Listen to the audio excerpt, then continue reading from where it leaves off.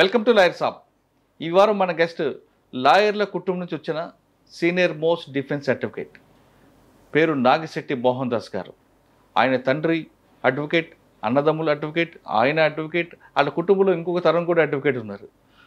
తండ్రి నుంచి వచ్చిన వారసత్వంగా తీసుకున్న ఈ ప్రొఫెషన్లో ఒక దైవ్యంగా భావిస్తున్న ఆయన చాలా సెన్సేషనల్ కేసులు తీసుకొచ్చారు. ప్రకాశం జిల్లాలో జరిగిన ప్రముఖ కేసుల్లో చాలా కేసుల్లో అక్విడల్ జరిగాయి. ఆ కేసుల్లో అక్విడల్ అవ్వడానికి ప్రధాన కారణం ఏంటి అనే విషయాలతో పాటు నెక్స్ట్ జనరేషన్ ఈ ప్రొఫెషన్ ఎంచుకుంటే వాళ్ళు ఎలాంటి విలువలతో కూడిన విద్య నేర్చుకోవాలనే విషయాన్ని ఆయన తెలుసుకున్నాం. సార్ నమస్తే. నమస్తే సార్. నాగిశెట్టి మోహన్ దాస్ గారు సార్, సీనియర్ మోస్ట్ అడ్వకేట్ ప్రకాశం జిల్లా. చెప్పండి. దాదాపు 1979 నుంచి ఈ వృత్తిలోకి వచ్చారు. నాన్నగారు సేమ్ ప్రొఫెషన్, మీరు మీ అన్నదమ్ములు, ఆఖరికి మీ అన్నదమ్ముల పిల్లలు అంటే ఇంకో తరం కూడా థర్డ్ జనరేషన్, మూడో జనరేషన్ కూడా ఇందులోకి వస్తుంది.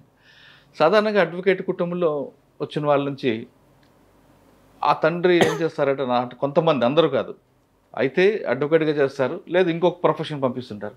కానీ మీ ఇంట్లో మీరు, మీ నాన్నగారు, మీ తమ్ముడు, మీ అన్నయ్య గారు, ఆఖరి కొత్త ప్రొఫెషన్ అంతా కూడా మీ జనరేషన్ 3 తరాలు కూడా ఇదే ప్రొఫెషన్ ఎంచుకోవడం ప్రధాన కారణం ఏంటి? మీరు 1979లో ఈ ప్రొఫెషన్కి వచ్చినప్పుడు సర్వీస్ మోటతో వచ్చారా, కమర్షియల్గా వచ్చారా అనే విషయంతో పాటు మీరు చేసిన కేసులు, అక్విడల్ కేసుల్లో చాలా కేసులు ఉన్నాయండి.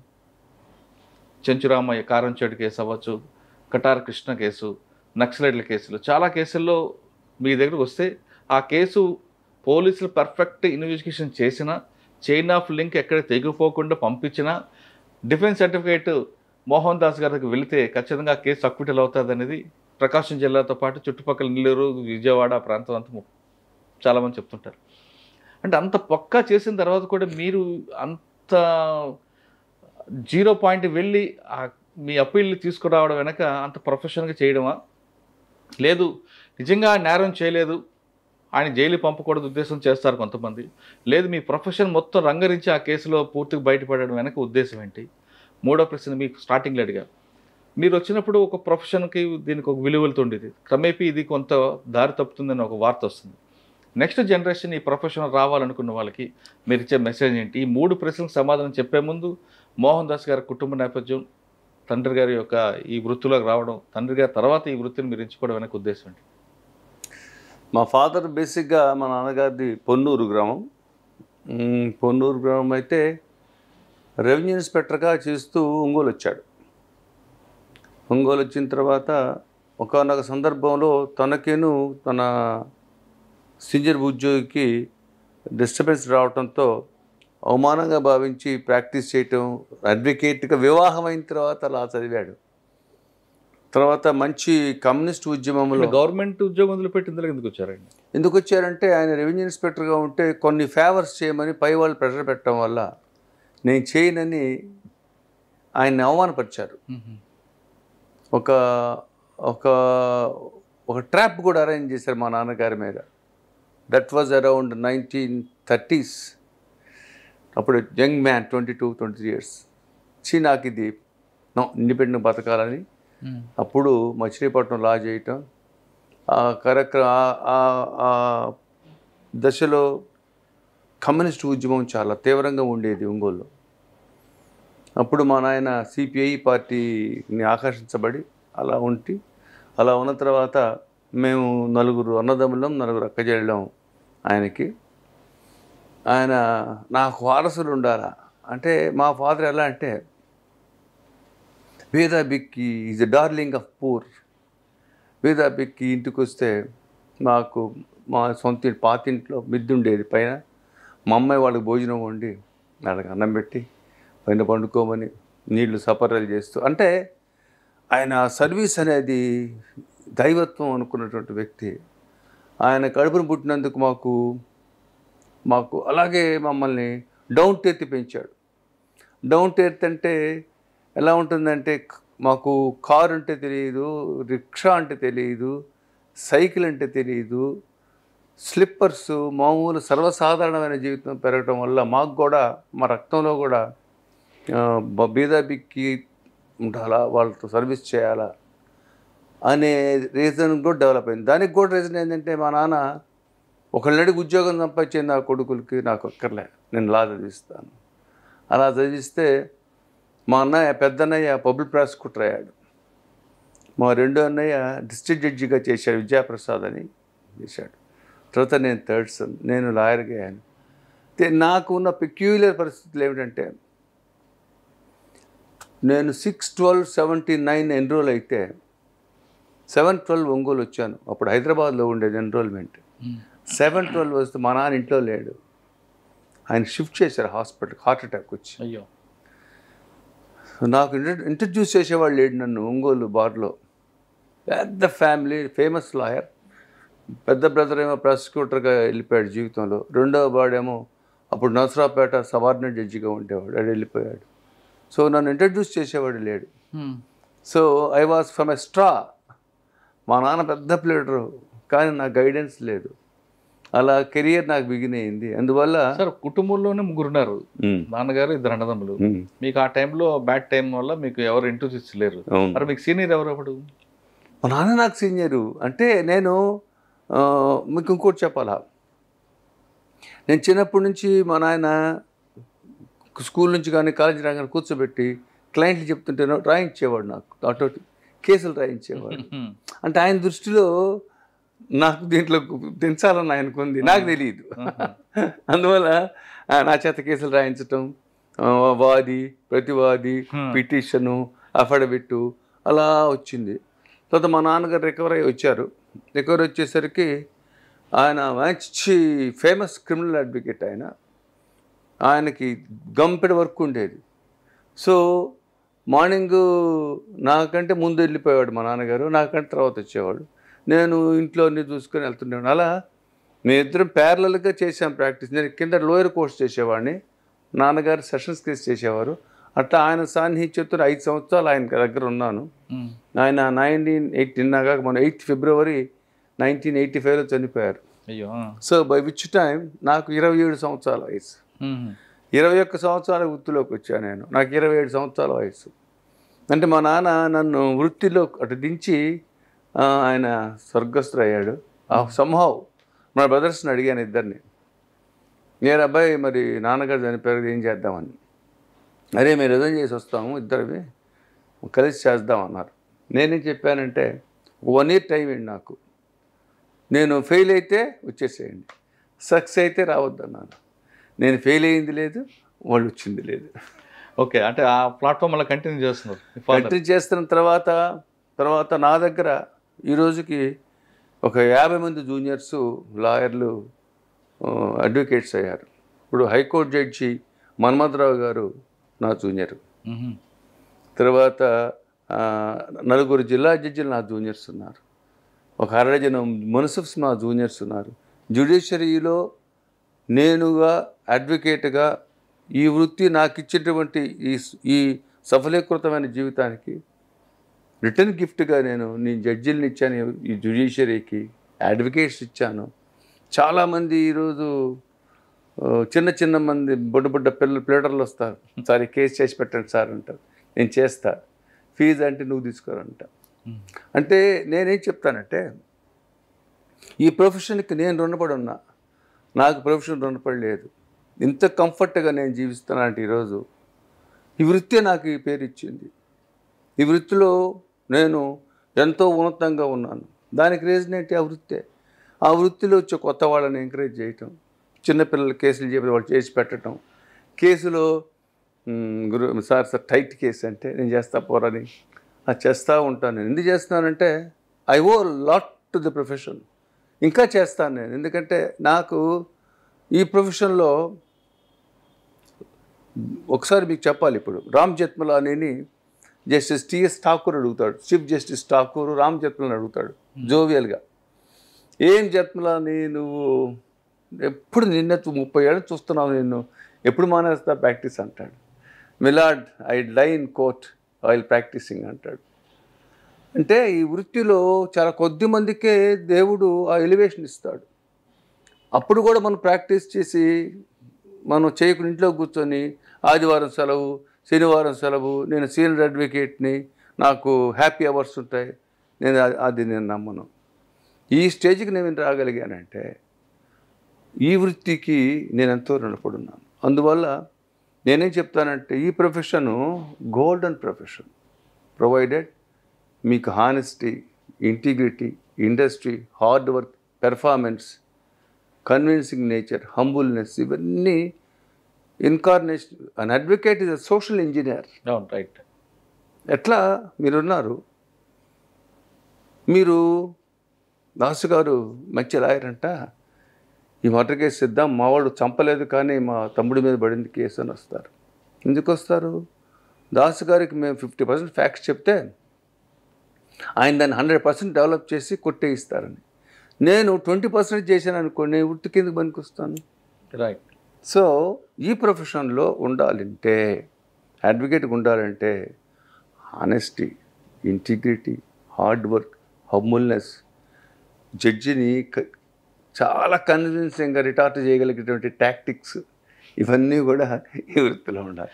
సార్, నాన్నగారితో తీసుకున్న తర్వాత 1 year వరకు నాకు టచ్ చేయొద్దు, తర్వాత రండి అని మీ బ్రదర్కి చెప్పారు. ఈ 1 yearలో వాళ్ళకి కాన్ఫిడెన్స్ తెచ్చేలా మా తమ్ముడు నాన్నగారి పేరు నిలబెడతాడు అనేలా చేసిన కేసే ఉందా? అసలు ఎట్లా ఉండేదంటే, అప్పుడు నాన్నగారు టాప్ నెంబర్ 1 క్రిమినల్ అడ్వకేట్ ఆ రోజుల్లో. అలాంగ్ విత్ అప్పుడు 5-6 పెద్దవాళ్ళు ఉండేవాళ్ళు. సో పొద్దున్నే 7కి వెళ్తే నైటు 10-11కి వచ్చేవాడిని. అలా మా వాళ్ళు జడ్జిగా ఒకడు, పీపీగా ఒకడు ఉన్నారని చెప్పాను కదా, వాళ్ళ రిపోర్ట్ వాళ్ళు తెప్పించుకునేవాడు నాకు తెలియకుండా. వాడు ఎలా చేస్తున్నాడు, దాస్త సరిగ్గా చేస్తున్నాడా లేదా, ఏమన్నా ఫ్రెండ్స్తో తిరుగుతున్నాడా, ఇంకా పిల్లాడిలాగా ఉన్నాడా, ఫ్రెండ్స్ ఏమన్నా ఇంటికి వస్తున్నారా, అలా వాళ్ళు గమనించారు. వాళ్ళకి తెలిసింది, లేదు వీడు అహర్నిశలో కష్టపడుతున్నాడు, ప్రొఫెషనల్గా అయిపోయాడు. అంటే ఒక చిన్న పిల్లవాడిని నీటిలో వేస్తే అప్పుడే ఈతాడు వాడు. అవును. మనోడు ఈదడేమో అనుకుని ఒడ్డునే పెట్టి వాడు ఈదడమే రాదు. సార్, మీరు తీసుకున్న ప్రొఫెషన్లో మీకు ఫస్ట్లో అడిగాక వస్తున్నట్టు సర్వీస్ మోటోవా, కమర్షియలా, ప్రొఫెషనల్గా ఉందాం అనుకున్నారా? అంటే ఇక్కడ బతకడానికి కూడా కొంత ఆదాయం కావాల్సింది. కరెక్ట్.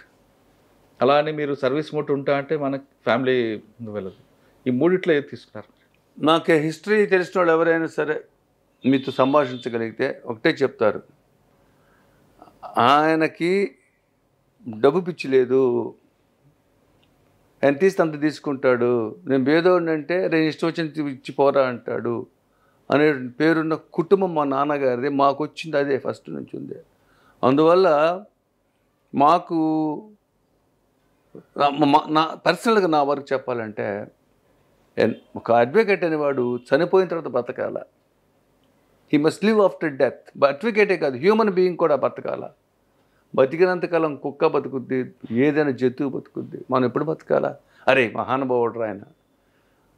అది నాకు ఫస్ట్ నుంచి నా మనసులో ఉన్నటువంటి, నా కమర్షియల్ స్లాట్, అసలు కమర్షియల్ యాంగిల్ కనుక ఉండుంటే నాకు ఈ సంచుల్లో గొట్టాలు డబ్బులు కుక్కుని పెట్టుకునే వచ్చే అన్ని కేసులు నాకు ఉన్నాయి. ఇందులో మోస్ట్ ఇంపార్టెంట్లీ మీకు చెప్పాల్సింది ఏంటంటే, ఈ వృత్తిలో అడ్వకేట్కి క్లయింట్ని మోసం చేయడానికి పుష్కలమైన అవకాశాలు ఉన్నాయి. అవును. అడ్వకేట్కి క్లయింట్కి ఉన్నది ఒక నమ్మకం అండి, ఒక ట్రస్ట్. ఎస్. ఆ ట్రస్ట్కి బ్రేక్ అయితే ఇంక లేదు కదా. మరి మీరు అంటే with all respects my colleague advocates, ఈ మధ్య అడ్వకేట్ ఎందుకు చంపుతున్నారు చెప్పండి మీరు? నమ్మకం కోల్పోతున్నారు కాబట్టి. వాడికి ఆస్తి ఇప్పిస్తానని చెప్పి అరెకరం వాడికి 10 ఎకరాలు ఇప్పిస్తాను, 2 ఎకరాలు నాకు ఇవ్వాలని రాయించుకోవటం, అలాగే ఎక్స్ట్రా మ్యాటర్ రిలేషన్, ఆ ఇంటికి వెళ్తూ అతను వైఫ్తో సంబంధాలు పెట్టుకోవటం, మూడో యాంగిల్ అదర్ సైడ్ వాడితో కొల్యూడు కావటం, 4వది జడ్జి నాకు అనుకూలం, నేను 5 లక్షలు ఇస్తాను ఆయనకి. ఏం చేస్తాడు? జడ్జి గారి ఇంటికి వెళ్తాడు, జనవరి 1st రోజు వెళ్తాడు, నమస్కారం పెట్టి గురుగారు యాపిల్ ఇస్తాడు, రేపు మాట్లాడానరా అండ్ డీల్ ఒప్పుకున్నాడు. సో ఈ ప్రొఫెషన్లో డిజానెస్ట్ కావడానికి పుష్కలమైన అవకాశాలు ఉన్నాయి. అందువల్ల ఈ వృత్తి నిబద్ధత ఉండాలంటే ముందు మనం ఇక్కడి నుంచి పనిచేయాలి. నేను చేసుకోనండి, మీకు ఎంత కావాలో దైవం ఇస్తుంది. అవును. నీకు సప్లై మీ జేబులోంచి కాదు, పైనుంచి వచ్చి నాకు వస్తుంది. అది నా నమ్మకం. అంటే మీరు చెప్తున్నట్లుగా ఆ ప్రొఫెషనల్గా తీసుకున్నారు దాన్ని. కరెక్ట్. రైట్. సార్, మీరు మీరు మీ కుటుంబం గతంలో మీ నాన్నగారు కానీ ఒక కేసు మీ దగ్గరకు వచ్చిందంటే మీరు ఇందాక చెప్పినట్లుగా ఇస్తే ఇవ్వు లేదంటే లేదు, రైట్. కానీ ఇప్పుడు జనరేషన్ డాక్టర్ లాగా ఒక ఫీజు కూడా పెడుతున్నారండి. దాన్ని మనం ఏ విధంగా అర్థం చేసుకోవాలి? నేను మీకు చెప్తాను, కన్సల్టింగ్ ఫీజు చెప్తా మీకు. నేను మొన్నెవరో ఒక అడ్వకేట్ వస్తే హైదరాబాద్ దగ్గరికి పెట్టి మాట్లాడాలి అని చెప్పాడు అబ్బాయి. ఆయన గారు సాటర్డే సండే మాట్లాడంట, ఆయన హ్యాపీ డేస్ హ్యాపీ అవర్స్ అంట అని చెప్పాడు. నాకైతే ఆశ్చర్యం వేసింది. హ్యాపీ అవర్స్ ఏంటి ఏంటి ఎట్లుంటాయండి అవి? హ్యాపీనెస్ ఎక్కడి నుంచి వస్తుంది? మీతో ఇంటరాక్ట్ అవుతుంటే మీ భావాలు నాకు తెలుస్తాయి, నా భావాలు మీకు తెలుస్తాయి, అది హ్యాపీనెస్. సో ప్రొఫెషన్ని కాపాడాలంటే మనం ప్రొఫెషన్కి మనదని దాన్ని ఆలింగనం చేసుకోవాలి, ఓన్ చేసుకోవాలి. అంటే ఇప్పుడు ఉన్న అడ్వకేట్లు ఈ కన్సల్టింగ్ ఫీజు పెట్టడం మనం ఏ విధంగా అర్థం చేసుకోవాలి? ఆఫీసు పెద్ద ఆఫీసు, చిన్న ఆఫీసు. ఇప్పుడు మీరు వెళ్ళండి, ఇప్పుడు ఒక ఆఫీస్కి రండి, మేము మా ఆఫీస్ చూపిస్తాను. ఇప్పుడు ఇంటర్వ్యూ అయిన తర్వాత ఇంటికాడ ఆఫీసు ఆశ్చర్యపోతారు. ఎందుకంటే మోస్ట్ ఆర్థోడాక్స్ ఆఫీస్గా ఉంటుంది, అక్కడక్కడ బూజు బట్టి పుస్తకాలకి. కానీ క్లయింట్లు కూడా అటువంటి ఆఫీసుకి రావట్లేదు కదండి. ఇప్పుడు వాళ్ళకి కూడా పెద్ద రిసెప్షనిస్టు ఆఫీసు ఫీజు గంటకు లక్షల్లో ఉన్న అడ్వకేటే కావాలని అడుగుతున్నారు కదా. మీకు ఒక చిన్న ఉదాహరణ చెప్తాను. ఒక బిస్కెట్ చుట్టూ రేపర్ ఉందనుకోండి, ఆ రేపర్ వాల్యూ ఎప్పుడు పోద్ది అంటే బిస్కెట్ మనం నోట్లు వేసుకోగానే రేపర్ వాల్యూ పోతుంది. అడ్వకేట్ ఆఫీసును చూసి వాడు హోదా చూసి అద్దాలు చూసి రావట్లా. మీరు అన్నట్టు క్లయింట్లు సరుకుందా లేదా, ఈయనకి పెర్ఫార్మెన్స్ ఉందా లేదా అని వస్తున్నారు. మోసపోతారు, ఒకసారి మోసపోతారు, రెండుసార్లు మోసపోతారు. అందుకనే కదా ఇప్పుడు నేను జడ్జి గారితో ఫోటోలు తీసుకొని ఇంట్లో తగిలించుకోవటం ఎందుకు? నా మీద నాకు నమ్మకం లేకపోతేనే. సో మీరు చెప్పినట్టు ఈ ప్రొఫెషన్కి ఎలా ఉంటుంది, నైతికత ఉంటేనే వృత్తి ఉంటుంది. సార్ ఒకసారి మనం వెనక్కి వెళ్దాం. మీ ప్రొఫెషన్లో మీకు బాగా టఫ్ వచ్చిన కేసు చెప్పండి. ఈ కేసులో నిజంగా వాడు జైలుకి పోతాడు, కానీ మీ టాలెంట్ చూపించి ఆయన బయటపడేశారు. నా టాలెంట్ అనేదానికంటే ఒకటండి, టాలెంట్ అనే పదం కరెక్ట్ కాదేమో, అక్కడ దొరికిన ఆ పాయింట్ మీరు దాన్ని క్యాచ్ చేశారు. టాలెంట్ అనకూడదు, దాన్ని అనాలంటే ఎలా? ఇప్పుడు మీకు ఒకటి చెప్తా, కళ్ళు చూడంగానే కొట్టేస్తారు అనుకున్న కేసులో ఉంటాయి. అరే కొద్దిగా ట్రై చేస్తే మనం కొట్టేయించుకోవచ్చు ఉంటుంది. అరే బాబు ఇది కష్టం రా ఉంటుంది. చిన్న ఎగ్జాంపుల్ చెప్తా. మధ్యాహ్నం ఒక రికార్డ్ చదివా. భార్యాభర్త చిన్న పాప ఒక మోటార్ సైకిల్ మీద వెళ్తూ ఉంటే ఊరు వెళ్తారు, చీరలు కొనుక్కుంటారు, బట్టలు కొనుక్కుంటారు, వస్తారు. దారిలో రాగానే మూడు బళ్ళాంక తగాదా వచ్చింది. తగాదా వస్తే అమ్మాయి వీడిని వెనకొచ్చి లాగుద్ది, మోటార్ సైకిల్ కింద పడతాడు. వీడు టక్కన కోపం వచ్చి అక్కడ రాయి తీసుకుని కొడతాడు. కొడితే పిల్లకి తగులుద్ది, బిడ్డ పడిపోద్ది. భార్య మీద గొంతుకేలేసి తొక్కుతాడు. వాడు కోపం తీసుకున్న ఇద్దరు చచ్చిపోయి ఉంటారు. ఇద్దరు చచ్చిపోయారు, అయ్యో, డాటర్ అండ్ వైఫ్.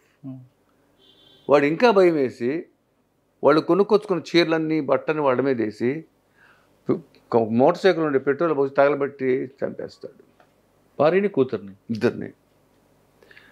తర్వాత రికార్డ్స్ అవుతుంటే వాడు సీసీ కెమెరాలో వాడు ట్రావెల్ మొత్తం ఎస్టాబ్లిష్ అవుతుంది. సో ఆ కేసు ఒక పంద. అంటే దీనికి ఎట్లా చదువుతుంటే ఎట్లా దీన్ని అనేది ఒక కేసు ఉంటుంది. ఒక కేసు ఏమో అంత ఫేస్ ఆఫ్ ఇట్ ఎఫ్ఐఆర్లో పేర్లు ఉండవు. ఎవడో ఒక విఆర్ఓ కూడా తీసుకెళ్ళి నేరం ఒప్పుకున్నట్టుగా ఒక వెధవ కాన్ఫిడెన్స్ స్టేట్మెంట్ రికార్డ్ చేస్తారు. ఒక ఫాల్స్ రికవరీ చూపిస్తారు, ఒక నైఫ్ ఒకటి. ఆడు సాక్షి వచ్చి నాకేం తెలుసు సార్, నేను చూడలేదు సార్, నాకు తెలియదు అంటాడు అరెస్ట్ మీడియేటర్. అక్కడితో కేసులు పోతాయి. అంటే ఇన్బిల్ట్గా కేసులోనే పోలీసు ప్రొజెక్ట్ చేసే కేసులోనే కొన్ని వీక్నెస్లు ఉంటే మన మేధస్సుని బట్టి కొన్ని కేసులు మనకు అవకాశం వస్తుంది. ఒక్కోసారి చిన్న ఎగ్జాంపుల్ చెప్తాను మీకు. ఇక్కడ ఒక కేసు, ఈ కేసు చెప్పండి. చీర భార్యని కూతుర్ని తగలపెట్టేస్తాడు, సీసీ కెమెరాలో రికార్డ్ అయింది. వాడు ఒక హాస్పిటల్లో పనిచేస్తాడు. ఆ మోటార్ సైకిల్ తీసుకొచ్చినట్టుగా హాస్పిటల్లో సీసీ కెమెరాలో ఉంది. తర్వాత ఒక ఏరియాలో పెట్రోల్ కొడుచుకుంటాడు, ఆ కెమెరాలో ఉంది. ఇద్దరు ఉన్నారు. ఎవరు? భార్య, బిడ్డ, వీడు ముగ్గురు ఉన్నారు. తర్వాత అక్కడి నుంచి నేరస్థలం హార్డ్లీ 1/2 కిలోమీటర్. అక్కడ మోటార్ సైకిల్, పెట్రోలు వ్యవహారం ఉంది. మళ్ళీ బండి తెచ్చి హాస్పిటల్లో పెడతాడు. అన్నీ ఉన్నాయి. సో లింక్ బ్రహ్మాండంగా ఉంది. Circumstantial evidence. ఆ కేసులో మనం ఏం చేయలేము. అది ఎలా చేయాలి అనేది ఇప్పుడు అంటే చేయాలి, చెబితే అట్లా. ఇప్పుడు మాకు ఓతు తీసుకున్నప్పుడు ఏం చెప్తారంటే, ఈ కేసు మంచోడైతేనే మనం అక్కడికి రావాలా, ఈ సినిమాలో లాగా నిజమైన కేసులో చేయాలి, నొట్టి ట్రాష్ ప్రొఫెషన్. మీరు వచ్చిన కేసు చేసి నీ ప్రయత్నం నువ్వు చేయి. You are not the judge of the case. ఆ జడ్జికే తెలియదు జడ్జిమెంట్ చెప్పిన దాకా కొట్టేస్తాను, శిక్ష వేస్తానని.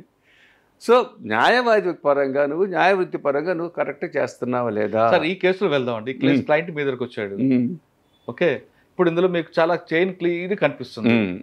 మరి దీన్ని బ్రేక్ చేయాలంటే ఏం చేయాలా? ఇప్పుడు ఏం చేయాలంటే ఫస్ట్ సీసీ కెమెరాలో విజిబిలిటీని మనం డౌట్ క్రియేట్ చేయాలా. Out of benefit. వాడు ఆ కెమెరాలో వాడు హేజీగా కనపడ్డా అనుకోండి, అతను మోటార్ సైకిల్ ఎవరో తీసుకెళ్లారు, ఒకవేళ సీ బుక్ మోటార్ సైకిల్ వీడి పేరు మీద ఉంటే, లేకపోతే నేనే కాదు. అంటే డిస్లింకింగ్ ఎలా ఉంటుందంటే, ఫస్ట్ సార్ క్షుణ్ణంగా రికార్డ్ చదవాలా. క్షుణ్ణంగా. నాకు ఒక మిత్రుడు జడ్జి గారు ఉన్నారు. అంటే ఆయన కొత్తగా వచ్చినాడు. ఈ కేసు కొంచెం కంప్లీట్ అయ్యాక అప్పుడు వెళ్తారు. ఈ కేసులో మీరు ఇంకా పెండింగ్లో ఉంది కాబట్టి నేను ఎక్కువ రివీల్ చేయడం ఇష్టం లేదు, నాకు అర్థమైంది. సరే, ఇక్కడ ఆ కేసులో క్లయింట్ వచ్చాడు, ఆ ఇచ్చిన దీంట్లో మీరు మీ ప్రొఫెషన్ ప్రకారం వెళ్తున్నారు. ఆ క్లయింట్ మీకు చుట్టమా శత్రువా కాదు, అది ప్రొఫెషన్. కానీ ఇంకొక వైపు మానవత్వం ఉంది. అక్కడ ఒక ఆడపిల్లల్ని, భార్యని, కూతురుని చంపాడు. చంపిన వాడిని కాపాడాలని ఆలోచిస్తారా, లేదు నా ప్రొఫెషన్కే ప్రయారిటీ ఇస్తారా? సరే, ఇక్కడ ఎందుకంటే ఆ ఇద్దరు పిల్లల్ని చంపాడు కదా, భార్యని, కూతుర్ని. అటువంటి వాడిని శిక్ష పడాలి అని కొంతమంది ఉంటారు. లేదు నా ప్రొఫెషన్ ఇది, వాడు ఏం చేస్తే నాకెందుకు అని ఉంటారు.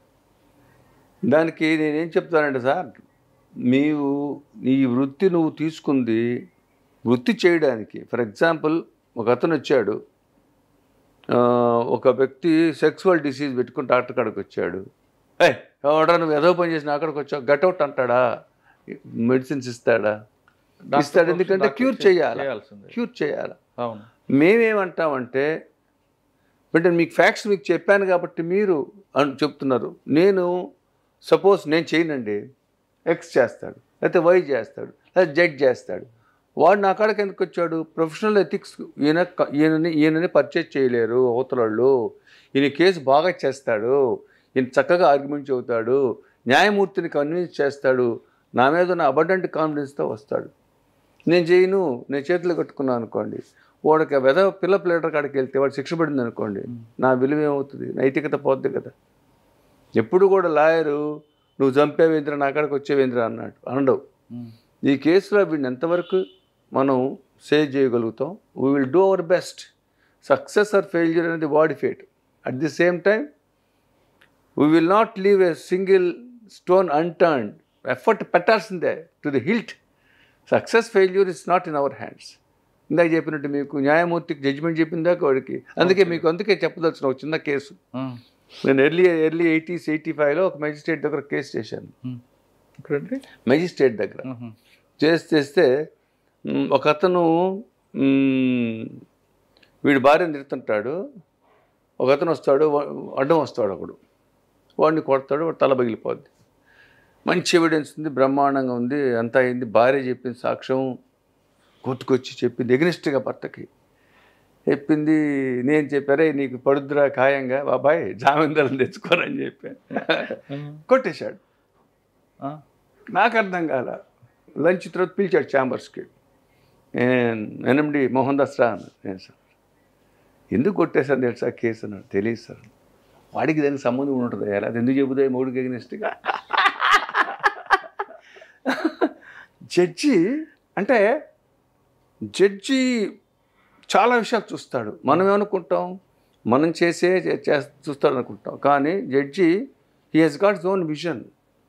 సో మార్షలింగ్ ఆఫ్ ది ఫ్యాక్ట్స్లో మనం సాటిస్ఫై అయిందే కాకుండా జడ్జికి కూడా కొన్ని దొరుకుతుంటాయి, అవును, కొన్ని కోణాలు చూస్తుంటారు. కూర్చుంటారు. సార్, మీ సర్వీస్లో కటార్ కృష్ణ, చెంచురామయ్య, దగ్గుపాటి చెంచురామయ్య, ఆ కేసు గురించి ఒకసారి చెప్పండి. 19 దగ్గుపాటి గారు ఫస్ట్ కేసు తీసుకుంటే కారంచేడులో దగ్గుపాటి చెంచురామయ్య గారు నక్సలు చంపేస్తారు. దానికి కారణం ఏంటా అనేది పక్కన మనకు పెడితే, సంబంధం లేదు కదా.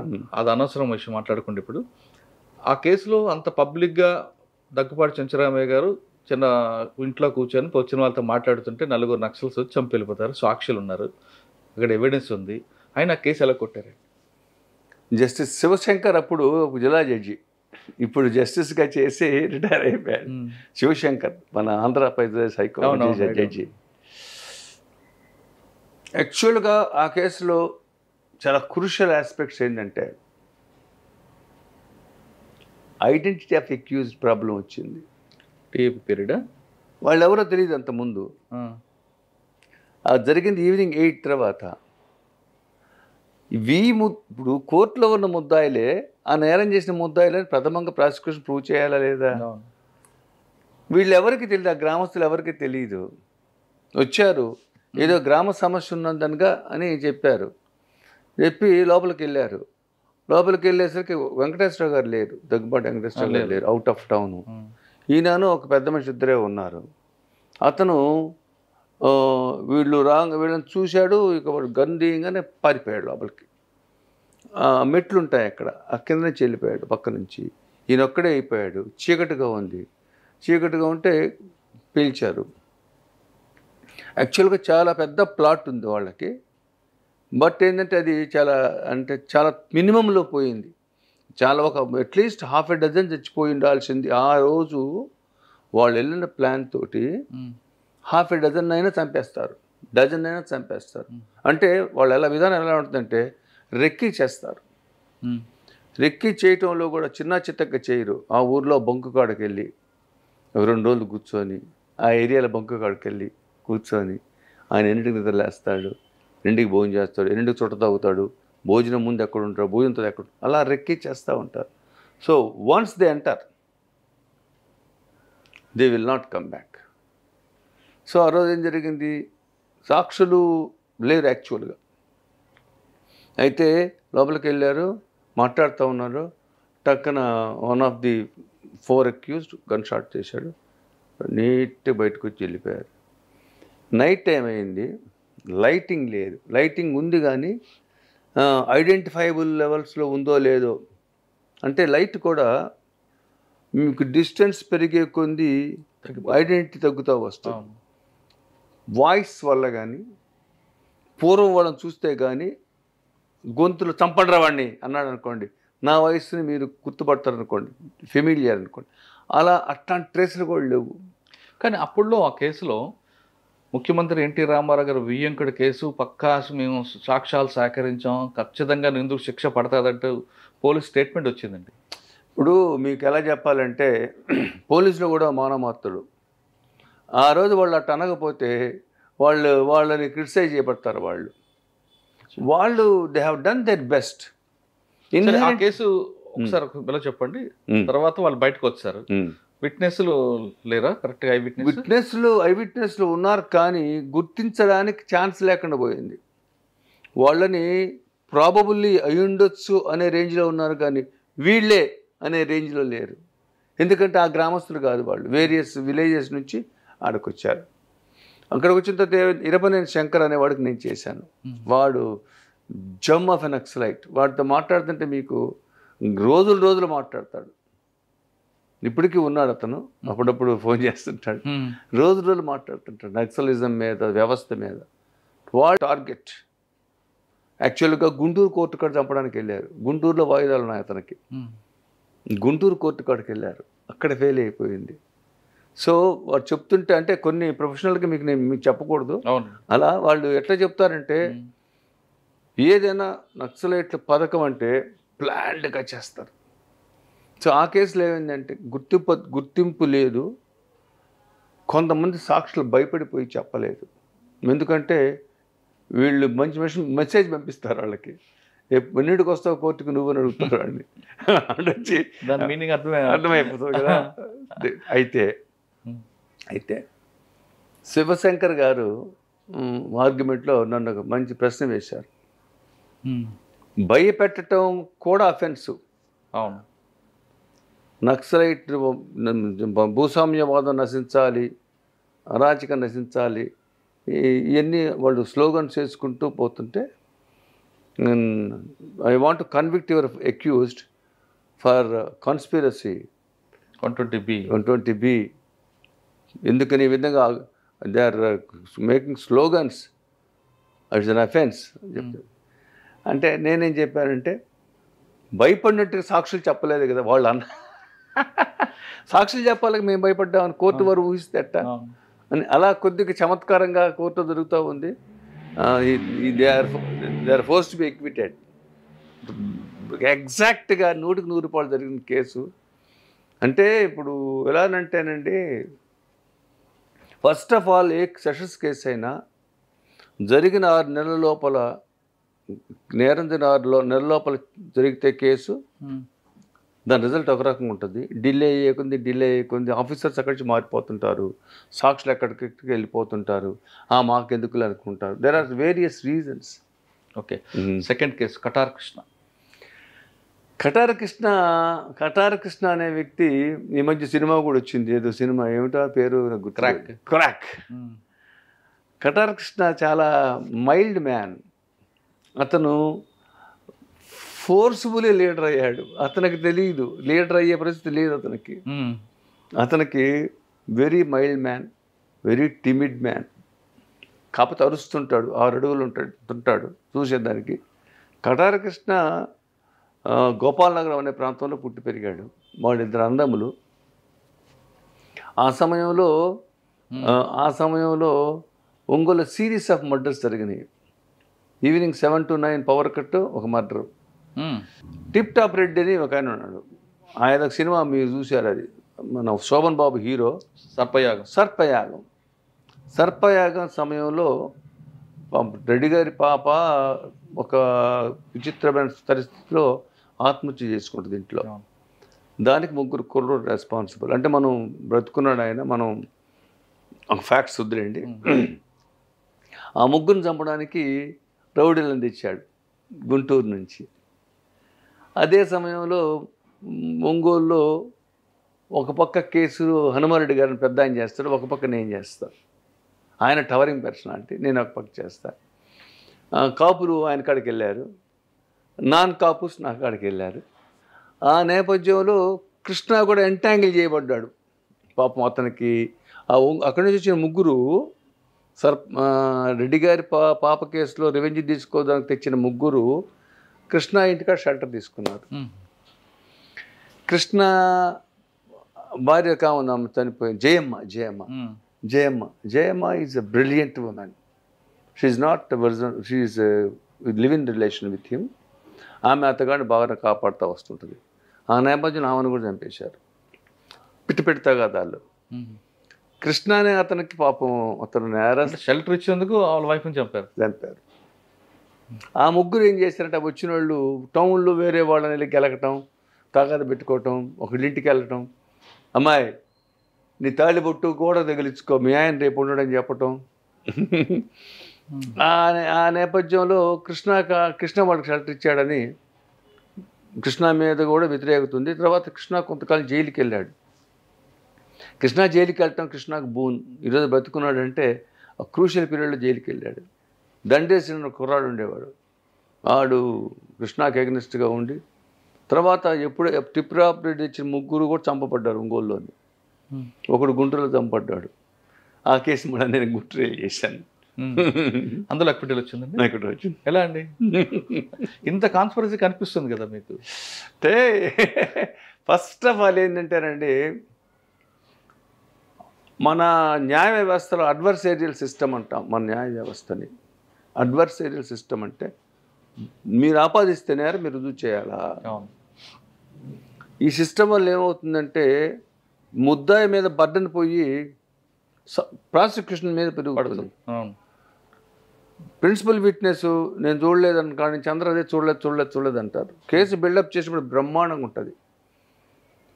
ఇంకోటి ఏంటంటే, క్రిమినల్స్ మీద మనం సాక్ష్యం చెప్తే మనం ఎలిమినేట్ చేస్తారేమో అదో భయం ఉంది. భయం. ఎందుకంటే వీళ్ళేవి న్యాయ వ్యవస్థ ప్రత్యేకంగా సాక్షి, వాడి బ్రతుకు, వాడి భార్య, వాడి బిడ్డలు, వాడు బ్రతకాలి కదా. అట్లాంటప్పుడు నీడేదో నేను చెప్పాలని వీడు అనుకోవటం వల్ల వీడి ప్రాణం పోద్ది. కానీ మన విట్నెస్ ప్రొటెక్షన్ ఒకటి ఉంది కదండి యాక్ట్. సార్ ఇప్పుడు చెప్పేదానికి ప్రాక్టికల్కి చాలా డిఫరెన్స్ ఉంటుంది. ఎంతకాలం ప్రొటెక్ట్ చేస్తారు చెప్పండి. మీకు ఒక మర్డర్ కేసు చెప్తా, ఇంకో మర్డర్ కేసు.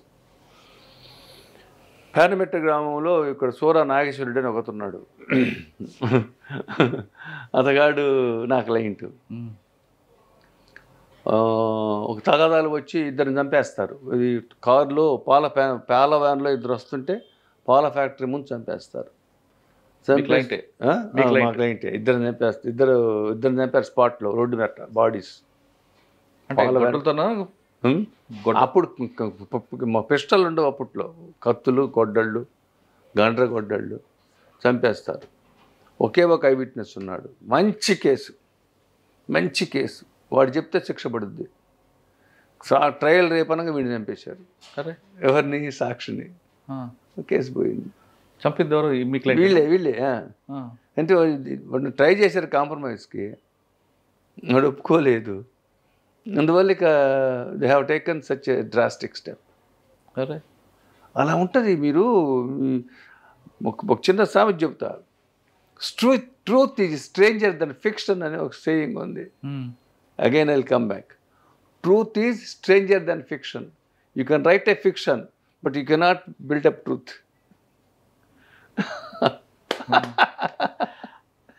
కొన్ని వాస్తవాలు ఇంత విచిత్రంగా ఉంటాయంటే, truth is stranger then fiction అంటే అనూహ్యంగా జరిగిన మర్డర్స్ ఉంటాయి. అనూహ్యంగా. నిన్న కేసు కొట్టేసరి చెప్తా మీకు. వాడు ఇద్దరు అన్నదమ్ములు ఉంటారు, క్రిస్టియన్స్. ఒక అమ్మాయి వాళ్ళ భార్య, ఒక అమ్మాయి ఉంటుంది. అమ్మాయి కాస్త స్మార్ట్గా అందంగా ఉంటుంది. వాడొకడు అమ్మాయిని ప్రేమిస్తాడు. పెళ్ళైన తర్వాత కూడా ప్రేమిస్తాడు. పెళ్లి ముందు ప్రేమించాడు, పెళ్ళైన తర్వాత ప్రేమిస్తాడు. ప్రేమిస్తూ ఉంటే చెప్తే వాడు ఎన్లా వాడిని తీసుకెళ్ళి నజ్జుగా నరికి వదలబడేశారు. నజ్జు అంటే ఇంకేమిలే, without evidence, trace of evidence. ట్రయల్కి వచ్చింది. వచ్చేసరికి ఏమైంది? పోలీసు వాళ్ళు ఒక రకంగా బిల్డప్ చేశారు. అసలు లాస్ట్ సీన్ థియరీ కంపెనీ లేదు, కన్ఫెషన్ ఉంది. కన్ఫెషన్ వాడు హాస్టల్ అయ్యాడు. పక్కా మర్డర్ అది, పక్కా ప్లాన్డ్ మర్డర్, ఇమ్మాక్యులేట్గా చేసిన మర్డర్ అది. But the end of the day motive లేదు, లాస్ట్ సీన్ థియరీ లేదు, కన్ఫెషన్ నాట్ బిలీవ్డ్, కొట్టేశారు. ఎందుకు చేయలేదండి పోలీసు? ఇంత మీరు చెప్తున్న హిస్టరీ ఉంది కదా. అంటే మీకు ఎలా బిల్డప్ చేయడం ఫెయిల్ అయ్యారా, లేదా ఎవిడెన్స్ గ్యాదరింగ్లో ఫెయిల్ అయ్యారా? అప్పట్లో అంటే ఒకటి చెప్తా మీకు, డిఎన్ఏ టెస్టులు, తర్వాత బ్లడ్, మీకు చెప్పాలంటే blood grouping is very important. Blood grouping అక్కడికి వచ్చేసరికి ఏమవుద్దంటే 2 types of conclusions. Same group, blood is same group, blood is detected, group is not detected అని వస్తుంది. అదేంటిది? కేర్లెస్నెస్. ఇప్పుడు బ్లడ్ సీజ్ చేశారు సార్ ఇవాళ. అవును, ఇవాళ సీజ్ చేశారు. వాడి ముద్దాయి బ్లడ్ షర్ట్ మీద దొరకదు, లేకపోతే ఈ బ్లడ్ దొరకదు, చనిపోయిన బ్లడ్. ఇప్పుడు నేను కత్తితో మేము వచ్చాను సార్, మీ బ్లడ్ నా మీద పడింది, ఆ బ్లడ్ ఈ బ్లడ్ టాలీ చేసి గ్రూపింగ్ వచ్చేసింది అనుకోండి, అయిపోలే అవుద్ది. ఏం చేస్తారు అప్పుడు? మర్చిపోతారు. మేకదో, తర్వాత కోడిదో, ఒక నెల ఆగి 2 నెలలు ఆగి దీని మీద వేసి ఇది పంపిస్తారు. ప్రాక్టికల్గా చెప్తున్నా మీకు నేను. ప్రాక్టికల్గా మీకు గంజాయి కేసులు ఉన్నాయి, పోలీస్ స్టేషన్లో కుప్పలు ఉంటాయి. 4 సార్లు వాడు రౌడీజం చేస్తాడు, చూస్తారు. 4 గంజాయి, 6 కేజీ గంజాయి పెట్టి కోర్టుకు తోస్తుంటారు. అంటే ఎలా ఉంటుంది? Other side of the coin ఎలా ఉంటుందంటే, పోలీస్ వ్యవస్థలో అడ్మినిస్ట్రేషన్ కంటే ఎంపీ గారు వస్తున్నారు, ఎమ్మెల్యే గారు వస్తున్నారు, ఆయనకి ప్రోటోకాల్, ఆ కాలు ఈ కాలు, 24 hours అరెస్టు, పై ఆయన ఇన్ఫ్లుయెన్స్, వాడు మావాడు ముద్దాయి, మరి వాడిని నువ్వు జాగ్రత్త వెయిట్ చేసుకో, వాడికి పంపించాల్సి కవర్లో వాడికి పంపించడం. మనం ఒక విష వెలవిలో ఉన్నాం మనం. సార్ మీ ఇందాక చెప్పిన కేసులో సార్ పోలీస్ స్టేషన్ గంజాయి ప్యాకెట్లు వాడు యాపిచువల్ అఫెండర్ వాడు ఏదో రకంగా టైట్ చేయాలని గంజాయి పెట్టడం ఉంది చూస్తుంటాం. కానీ మనిషి రక్తానికి కోడి రక్తానికి చాలా తేడా ఉంటుంది కదండి. మాకెందుకు ఆ కేసు అయిపోయాడు, నాకెందుకు I want conclusion investigate, that's all. నాకేమిటంట శిక్ష పడకపోతే నాకెందుకు? అచ్చా, యాటిట్యూడ్ అంతే, అదే మీకు చెప్తుంది నేను. సరైన సమయంలో సరైన స్పందన లేక ఇన్వెస్టిగేట్ చేసి తర్వాత దాన్ని చేసుకోవడానికి ఏదో ఒకటి blood is detected, grouping is not detected, blood is detected, ఏం ఉపయోగం? ఇప్పుడు నైఫ్ ఉందండి, ఈ నైఫ్ ఇది కత్తికి రక్తం అయింది, దీన్ని ఏం చేయాలా? చుట్టూ అక్కడ ఉన్న మధ్యవర్తుల ముందు పేస్ట్ చేసి ఐడెంటిటీ స్లిప్స్ పేస్ట్ చేసి సంతకం పెట్టాలా? ఇది ఎస్ఐఆర్ పంపించాలా, ఎఫ్ఎస్ఆర్ పంపించాలా, అది వెనక్కి రావాలా? నిన్న ఒక మన్మధరావు జస్టిస్ మన ఆయన రిటైర్డ్ జడ్జి అండి, పేరు గుర్తు రావట్లేదు, ఏమన్నారు? Identity of the weapon is not establish అని కొట్టేశారు. నెల్లూరు మర్డర్ కేసు ఒకటి. నువ్వు పంపించిన వెపను, నువ్వు సీజ్ చేసిన వెపను ఒకటిని ప్రూవ్ కాలేదు. ఎందుకు కాలేదు? ఐడెంటిటీ స్లిప్స్ లేవు. There is chance of planting a weapon. అంటే ఇన్వెస్టిగేటింగ్ ఆఫీసర్స్కి క్లాసెస్, డిఫెన్స్ కౌన్సిల్ తోటి మంత్లీ వన్స్ క్లాసెస్ పెట్టాలా? ఫేమస్ అడ్వకేట్స్ ఎలా ఉంటారంటే థ్యాంక్లెస్గా చేస్తారు జాబ్స్ వాళ్ళు, ఎవరికి ఎలా సలహాలు అలా ఇస్తారు. సీనియర్ అడ్వకేట్స్ తోటి ఎట్లా, how to get a conviction, let us not bother about conviction, how to complete perfect, how to do good investigation. అంటే కేస్ స్టడీస్ పెట్టుకుంటూ చేయాలి. సార్ ఇప్పుడు 307 ఉంది, మీరు చెప్తున్నట్లుగా 302 కాకుండా 307 అవ్వచ్చు, 324, 326 కర్రతో కొడతాడు. ఆ కర్రను కూడా సీజ్ చేయాలని ఒక ఆఫీసర్ చెప్తాడు. సీజ్ చేస్తేనే కన్విక్షన్ వస్తుందని. ఆ స్పాట్లో ఆ మూమెంట్లో కర్ర దొరకదు, ఇంకా వేరే కర్ర పెడుతుంటారు. ఇప్పుడు ఆ కేసు నిలబడుతుంది అంటారా? యాక్చువల్గా ఇప్పుడు కర్ర దొరకాలి, కర్ర దొరకందే కన్విక్షన్ లేదనేది ఒక భ్రమ. 4 ఐ విట్నెసెస్ కర్రతో కొట్టారని చెప్పారండి.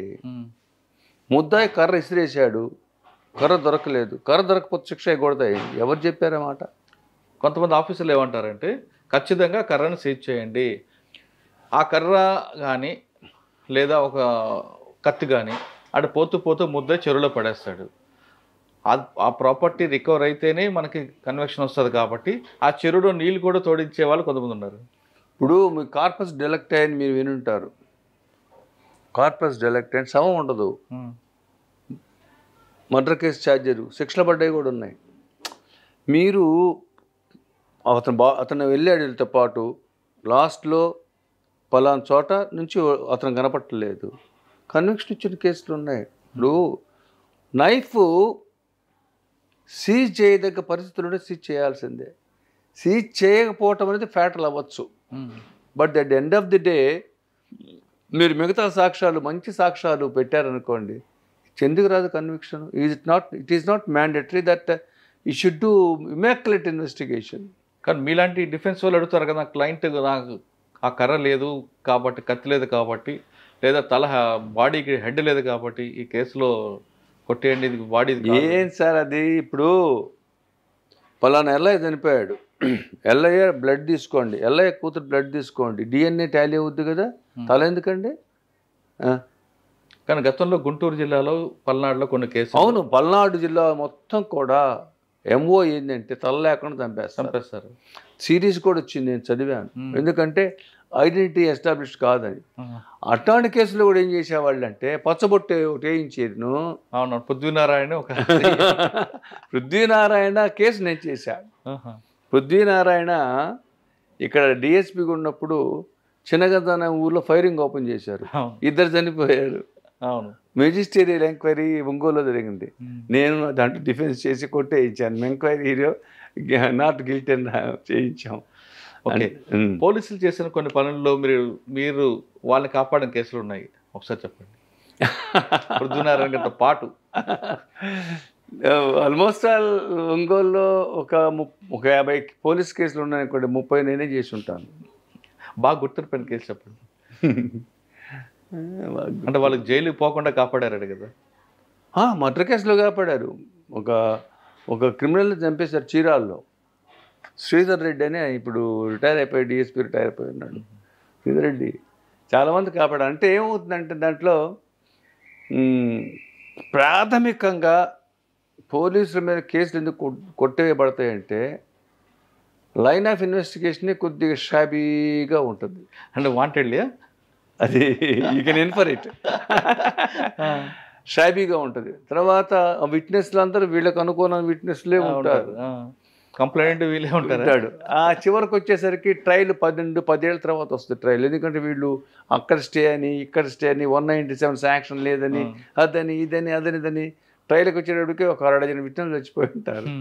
సో పోలీసు అంటే ఒక్కటి సార్ అదే చెప్పాను మీకు, ఇన్వెస్టిగేషన్ కంప్లీట్ అయ్యి ఛార్జ్షీట్ పడిన తర్వాత with in a short span trial జరిగితే చాలా ఎఫెక్టివ్గా ఉంటుంది. కొట్టేశారంటారా శిక్ష పట్టమంటారా ఇవన్నీ వేరే.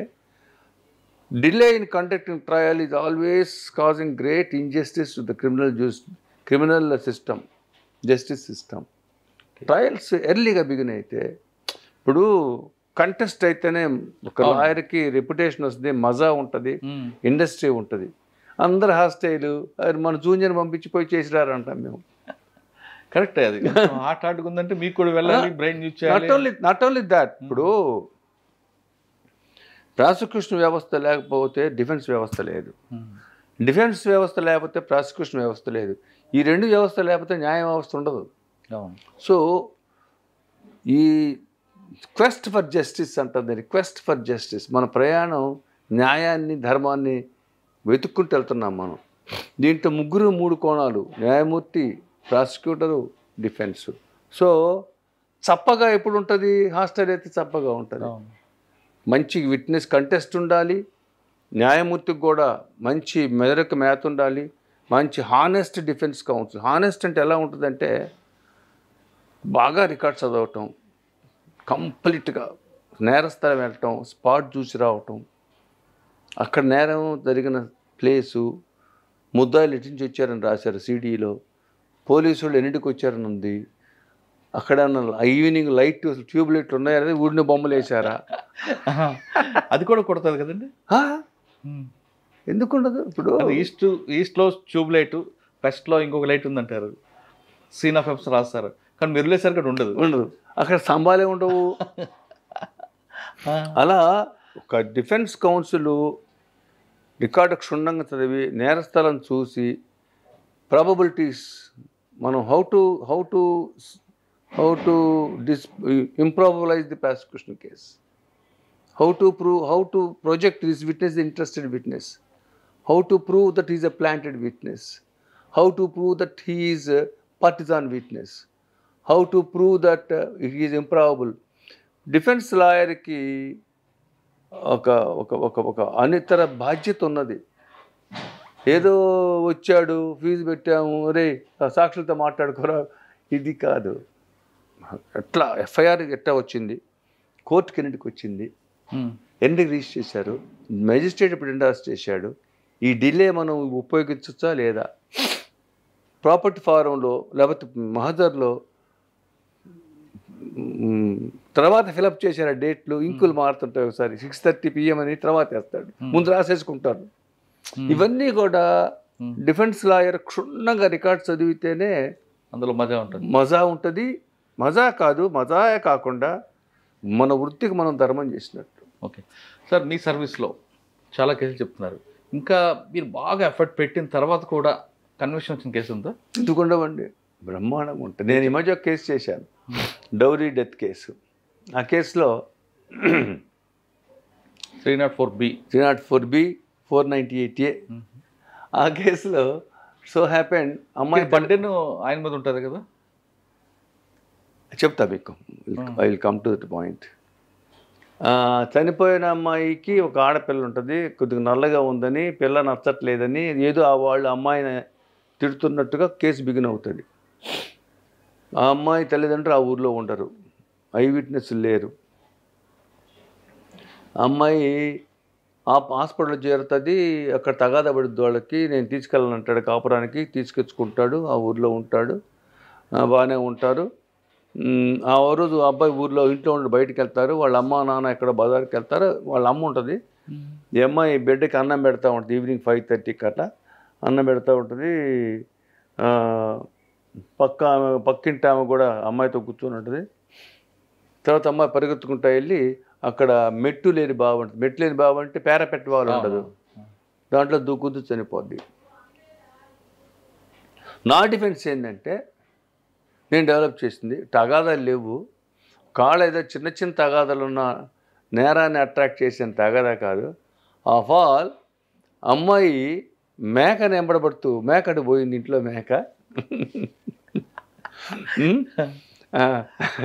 ఆ మేకని ఎంబడబడుతూ పోయి స్లిప్ అయ్యి బావిలో పడిపోయిందండి. మీ పిల్లి మా ప్లీ చాలా బ్యూటిఫుల్గా చేశాను నేను.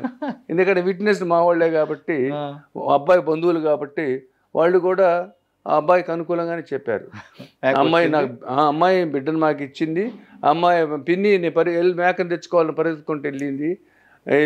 అంతవరకు అంటే వాళ్ళు చూసారో చూడదు నాకు తెలియదు. వాళ్ళంతా వీటికి రిలేటెడ్, ముద్దాయికి రిలేటెడ్. కానీ ఆ బావిలో ఈ డెడ్ బాడీ ఇప్పుడు మేక కూడా ఉందా? మేక మిస్ అయిందని కదా. మేక జంప్ అయింది బావిలో. So our defence is rejected totally. ముగ్గురికి అలా వేసాడు, 7 ఏళ్ళు వేశారు. ఇది కొంచెం ఫన్నీగా ఉంది కదా సార్. ఇంకా సీరియస్గా ఎఫర్ట్ పెట్టింది ఉందా ఏమైనా? సీరియస్ ఎఫర్ట్ అంటే నా మనస్సాక్షికి నేరం చేయలేదన్న శిక్ష పడ్డ కేసులు ఒకటారా ఉంటాయి. ఏంటంటే ఇప్పుడు ఒకటండి,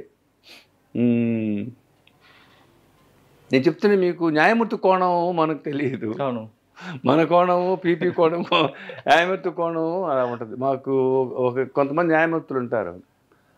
వాళ్ళకి somehow conviction bent of mind ఉంటుంది అన్నమాట. మనం ఇంకోటి చెప్తా మీకు, అన్నిటికంటే వాడి ముఖాన్ని అదృష్టం ఉండాలి, స్టాంప్ ఉండాలి. అది లేకపోతే ఎవడేం చేయలేదు. సార్ మీ సర్వీస్లో చాలామంది క్లయింట్స్కి ఉన్నారు. మీకు చంపిన తర్వాత మీ దగ్గరికి వచ్చి సరే జరగాల్సింది జరిగిపోయింది, ఏదో అన్ఎక్స్పెక్టెడ్గా జరిగింది అని చెప్పేవాళ్ళు ఒక వర్గం ఉంటుంది. లేదు సార్ వాడు నన్ను టార్గెట్ చేశాడు కాబట్టి నేను ప్రీ ప్లాన్డ్గా రెక్కి వేసి చంపాను అని ఫ్యాక్ట్ చెప్పేవాళ్ళు ఒకరు ఉంటారు. మూడోది, నేను ఇంకా చంపబోతున్నాను, నాకు మీరు హెల్ప్ చేయగలరా అని అడ్వైస్ చేసుకుని కూడా ఉంటారు. ఈ ముగ్గురు ఎవరైనా వస్తుంటారా? 3 రకాల వాళ్ళు వస్తారు. అయితే సార్ ఇట్లా నా భార్య నా ప్రాణం పోతుంది సార్ అంటే, నేను నెవర్ అడ్వైజ్డ్ ఎనీబడి. ఎందుకంటే వాళ్ళు కొంతమంది లాయర్లు ఏం చెప్తారంటే, నాకు 1,00,000 ఇచ్చిపోరా నేను తెలుసుకుంటానంటాడు. నేనేమంటానంటే, బాబు నువ్వు నాకు ఇది చెప్పొద్దు. నాకు వచ్చారు పీపుల్ హ్యావ్ కమ్, మేము ఎల్లుండి పలానా చోట పలానా చేయబోతున్నాం సార్, నువ్వు నాకు చెప్పక బాబు వెళ్ళిపోయా. ఎందుకంటే సమ్టైమ్స్ మేము కూడా మాది కూడా ఇన్వాల్వ్మెంట్ వచ్చింది. అప్పుడు మీరు క్రైమ్లో ఇన్వాల్వ్ అయిన డెఫినెట్గా. సపోజ్ సీసీ కెమెరా ఉన్నాయనుకోండి మా ఇంటి చుట్టూ, ఉంటాయి, డెఫినెట్గా ఉంటాయి. ఇది recent trend, CC camera is order of the day. 1 గంట ముందు నేరం ముందు లాయర్ గారి ఇంటి ముందుకు వచ్చినట్టుగా సీసీ కెమెరాలు అంటే ఏమిటి అర్థం? ఫోన్ చేసినా చాలు కదా. So with all respect to my community, there are advocates. ఎందుకు మర్డర్లు జరుగుతున్నాయండి? అడ్వకేట్ ఎందుకు చంపుతున్నారండి? ఎలా ఉండాలి అడ్వకేట్ అంటే?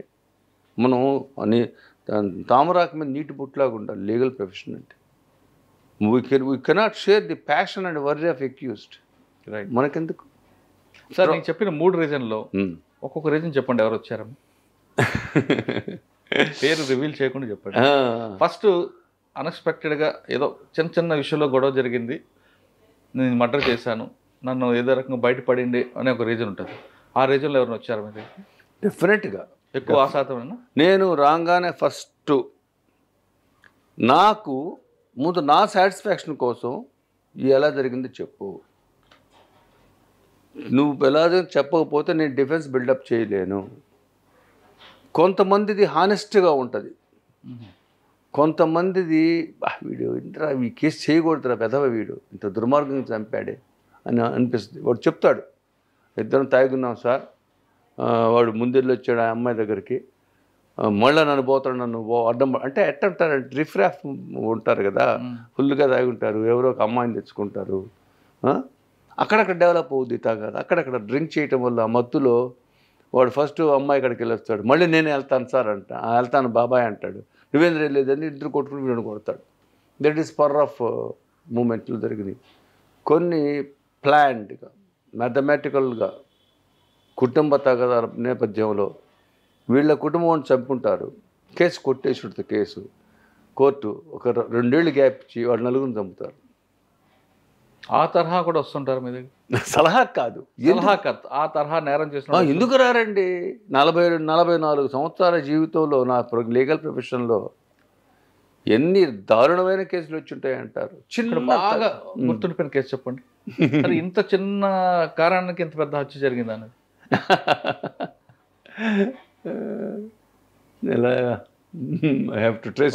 అది గుర్తు తెచ్చుకునేలోగా మీకు 3వ కేసు అడిగా, మీకు రేపు చంపబోతున్నాను సార్ నాకు హెల్ప్ చేయండి అంటే మీరు రావద్దని చెప్పారు. సమస్య లేదు, right.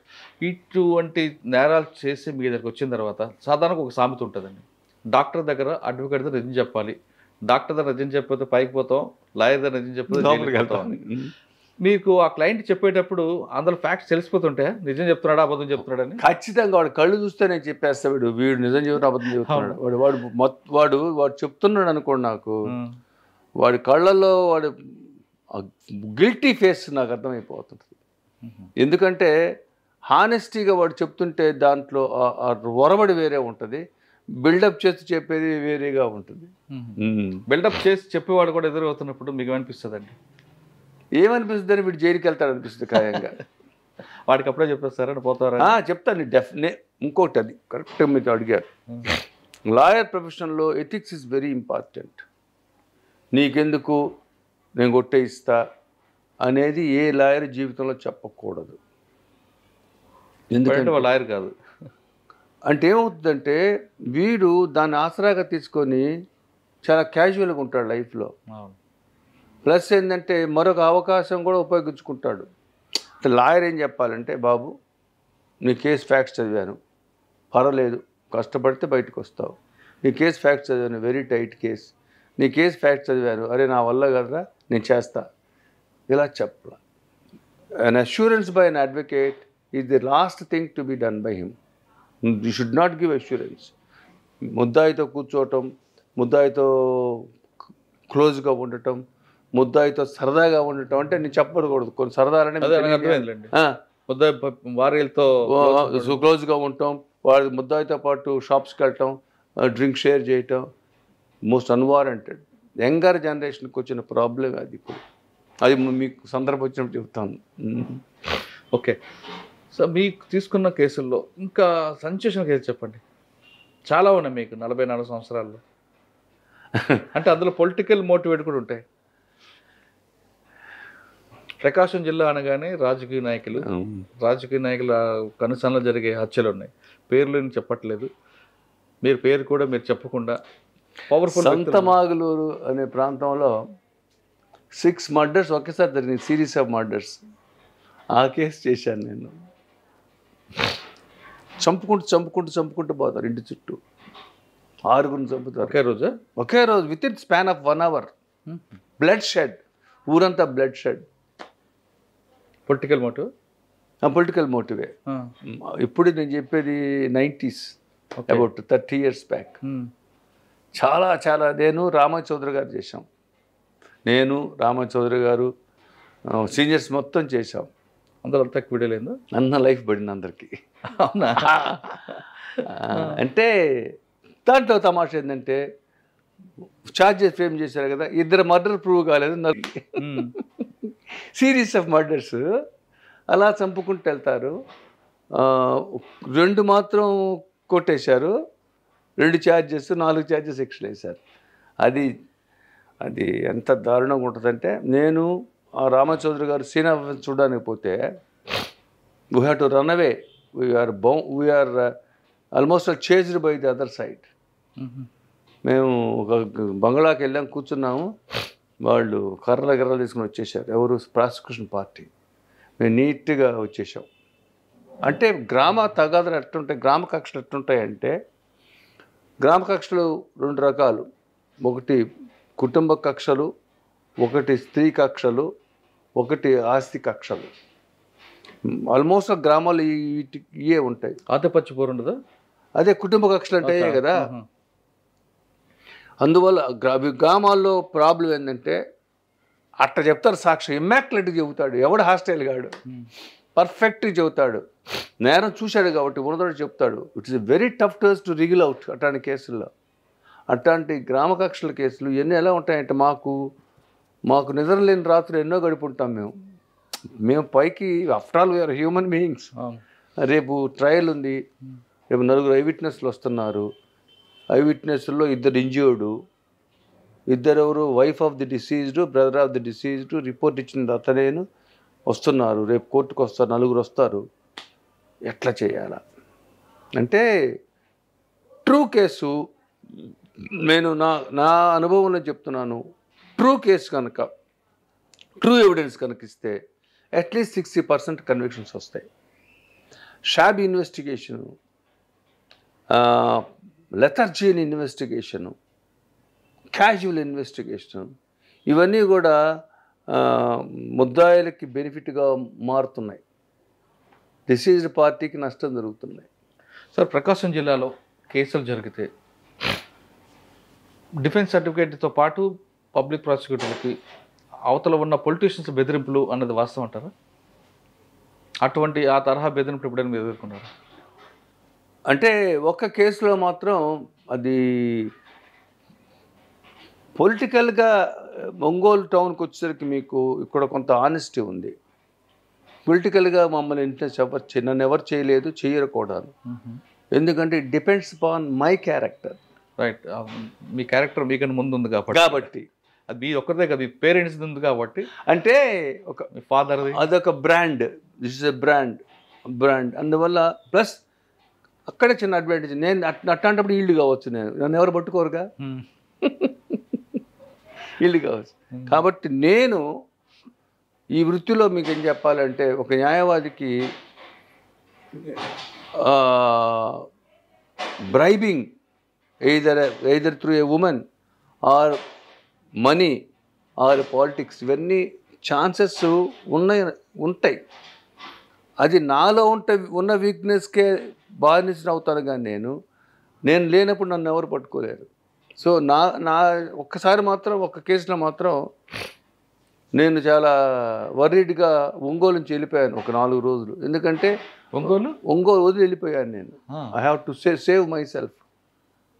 They wanted to attack me. ముద్దాయి చనిపోయిన అతని బంధువులు నాకు తెలిసే నేరం జరిగిందని నా మీద ప్రయత్నం చేయబోయారని నాకు ఒక పోలీస్ ఆఫీసర్ చెప్పాడు. సో నేనే వెళ్ళిపోయాను. అఫ్కోర్స్ తర్వాత వాళ్ళు తెలుసుకున్నారనుకోండి. ఎలా ఉంటుందంటే your intelligence sometimes is your enemy. Your spark is your enemy sometimes. Sir, మీ సర్వీస్లో చాలామంది ముద్దాయిలు చూస్తుంటారు. వాళ్ళ మార్పు వచ్చి ఉంటుంది, లేదా యాపిచువల్గా మారే వాళ్ళు ఉంటారు, ఇన్ని రకాలు చూస్తుంటారు. కానీ టిపికల్ కేసులు కొన్ని ఎదురే ఉంటాయి మీకు. అరే వీడు ఇంత పర్ఫెక్ట్గా ఎలా చేశాడు రా అని మీకు కూడా ఆశ్చర్యం వచ్చేలా ఉందా ఎప్పుడైనా అటువంటి కేసులు ఎదురు? రీసెంట్గా ఒక క్రైమ్ స్టేజ్లో ఉంది, అది బెయిల్ స్టేజ్లో ఉంది. ఒక ఎక్స్ ఉంటాడు, సుబ్బారావు అని పేరు పెడదాం సార్, మొదలు ఎక్స్ అని చాలండి. ఎక్స్ ఉంటాడు. ఎక్స్ వాడు వ్యాపారాలు చేస్తుంటాడు. ఆ వ్యాపార సరళిలో ఒక స్త్రీతో సహజీవనం ఏర్పడుతుంది. ఆ అమ్మాయి కూడా చాలా బ్రిలియంట్ గర్ల్. అయితే ఆ అమ్మాయిని అతను అనుమానిస్తాడు. రీసెంట్గా అనుమానించడం మొదలు పెడతాడు. ఎందుకంటే rolling stone cannot be stopped. అంటే women with character, that's all. Once he loses their character, it goes on. So వాడికి అనుమానం వస్తుంది. కానీ ఆ అమ్మాయి అన్నీ వాడి గ్రిప్లో పెట్టుకొని ఉంది. ఏది వాడి వ్యాపారాలు మొత్తం. ఇక లాభం లేదు, ఆమెని చంపేసేయాలని ప్లాన్ చేశాడు. చాలా మెటిక్యులస్గా ప్లాన్ చేస్తాడు వాడికి మంచి కారు ఉంటుంది. వాళ్ళిద్దరూ ఒక ఏరియాలో ఉంటారు. ఆ అమ్మాయి మూమెంట్స్ వాడికి తెలిసి ఏం చేస్తాడు, నైట్ ఆమె స్కూటర్ మీద వస్తూ ఉంటుంది, ఇది కార్తో కొట్టేస్తాడు. ఎంత జాగ్రత్త కొట్టేస్తా అంటే వాడు సీసీ కెమెరా లేని ఏరియా చూసుకొని ఎవిడెన్స్ అనేది లేకుండా కొట్టేస్తాడు. కొట్టేస్తే అమ్మాయి చచ్చిపోద్ది. వీడు వెంటనే ఆ కారుని తీసుకొని వేరే ఊరు వెళ్ళిపోతాడు. నైట్కి నైట్ వేరే ఊరు వెళ్ళిపోతాడు. వాడు పగలంతా ఊర్లో ఉండడు, వేరే ఊరు కోర్టుకి వెళ్ళి వాయిదాకి వెళ్ళి వాయిదా చూసుకొని అక్కడి నుంచి ఇక్కడికి వాడు 3-4 గంటల్లో వస్తాడు. ఎందుకు? వాడు ఇంపాసిబిలిటీ కోసం, అతను వచ్చి చేయడానికి ఛాన్స్లెస్గా ఉండడానికి వాడు 3 గంటలు వచ్చేస్తాడు.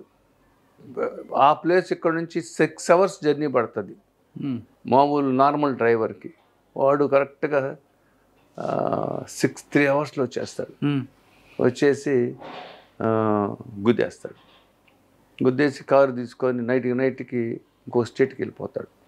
అక్కడ కారు రిపేర్ చేస్తాడు, నీట్గా వస్తాడు. 4 రోజుల తర్వాత ఒంగోలుకి.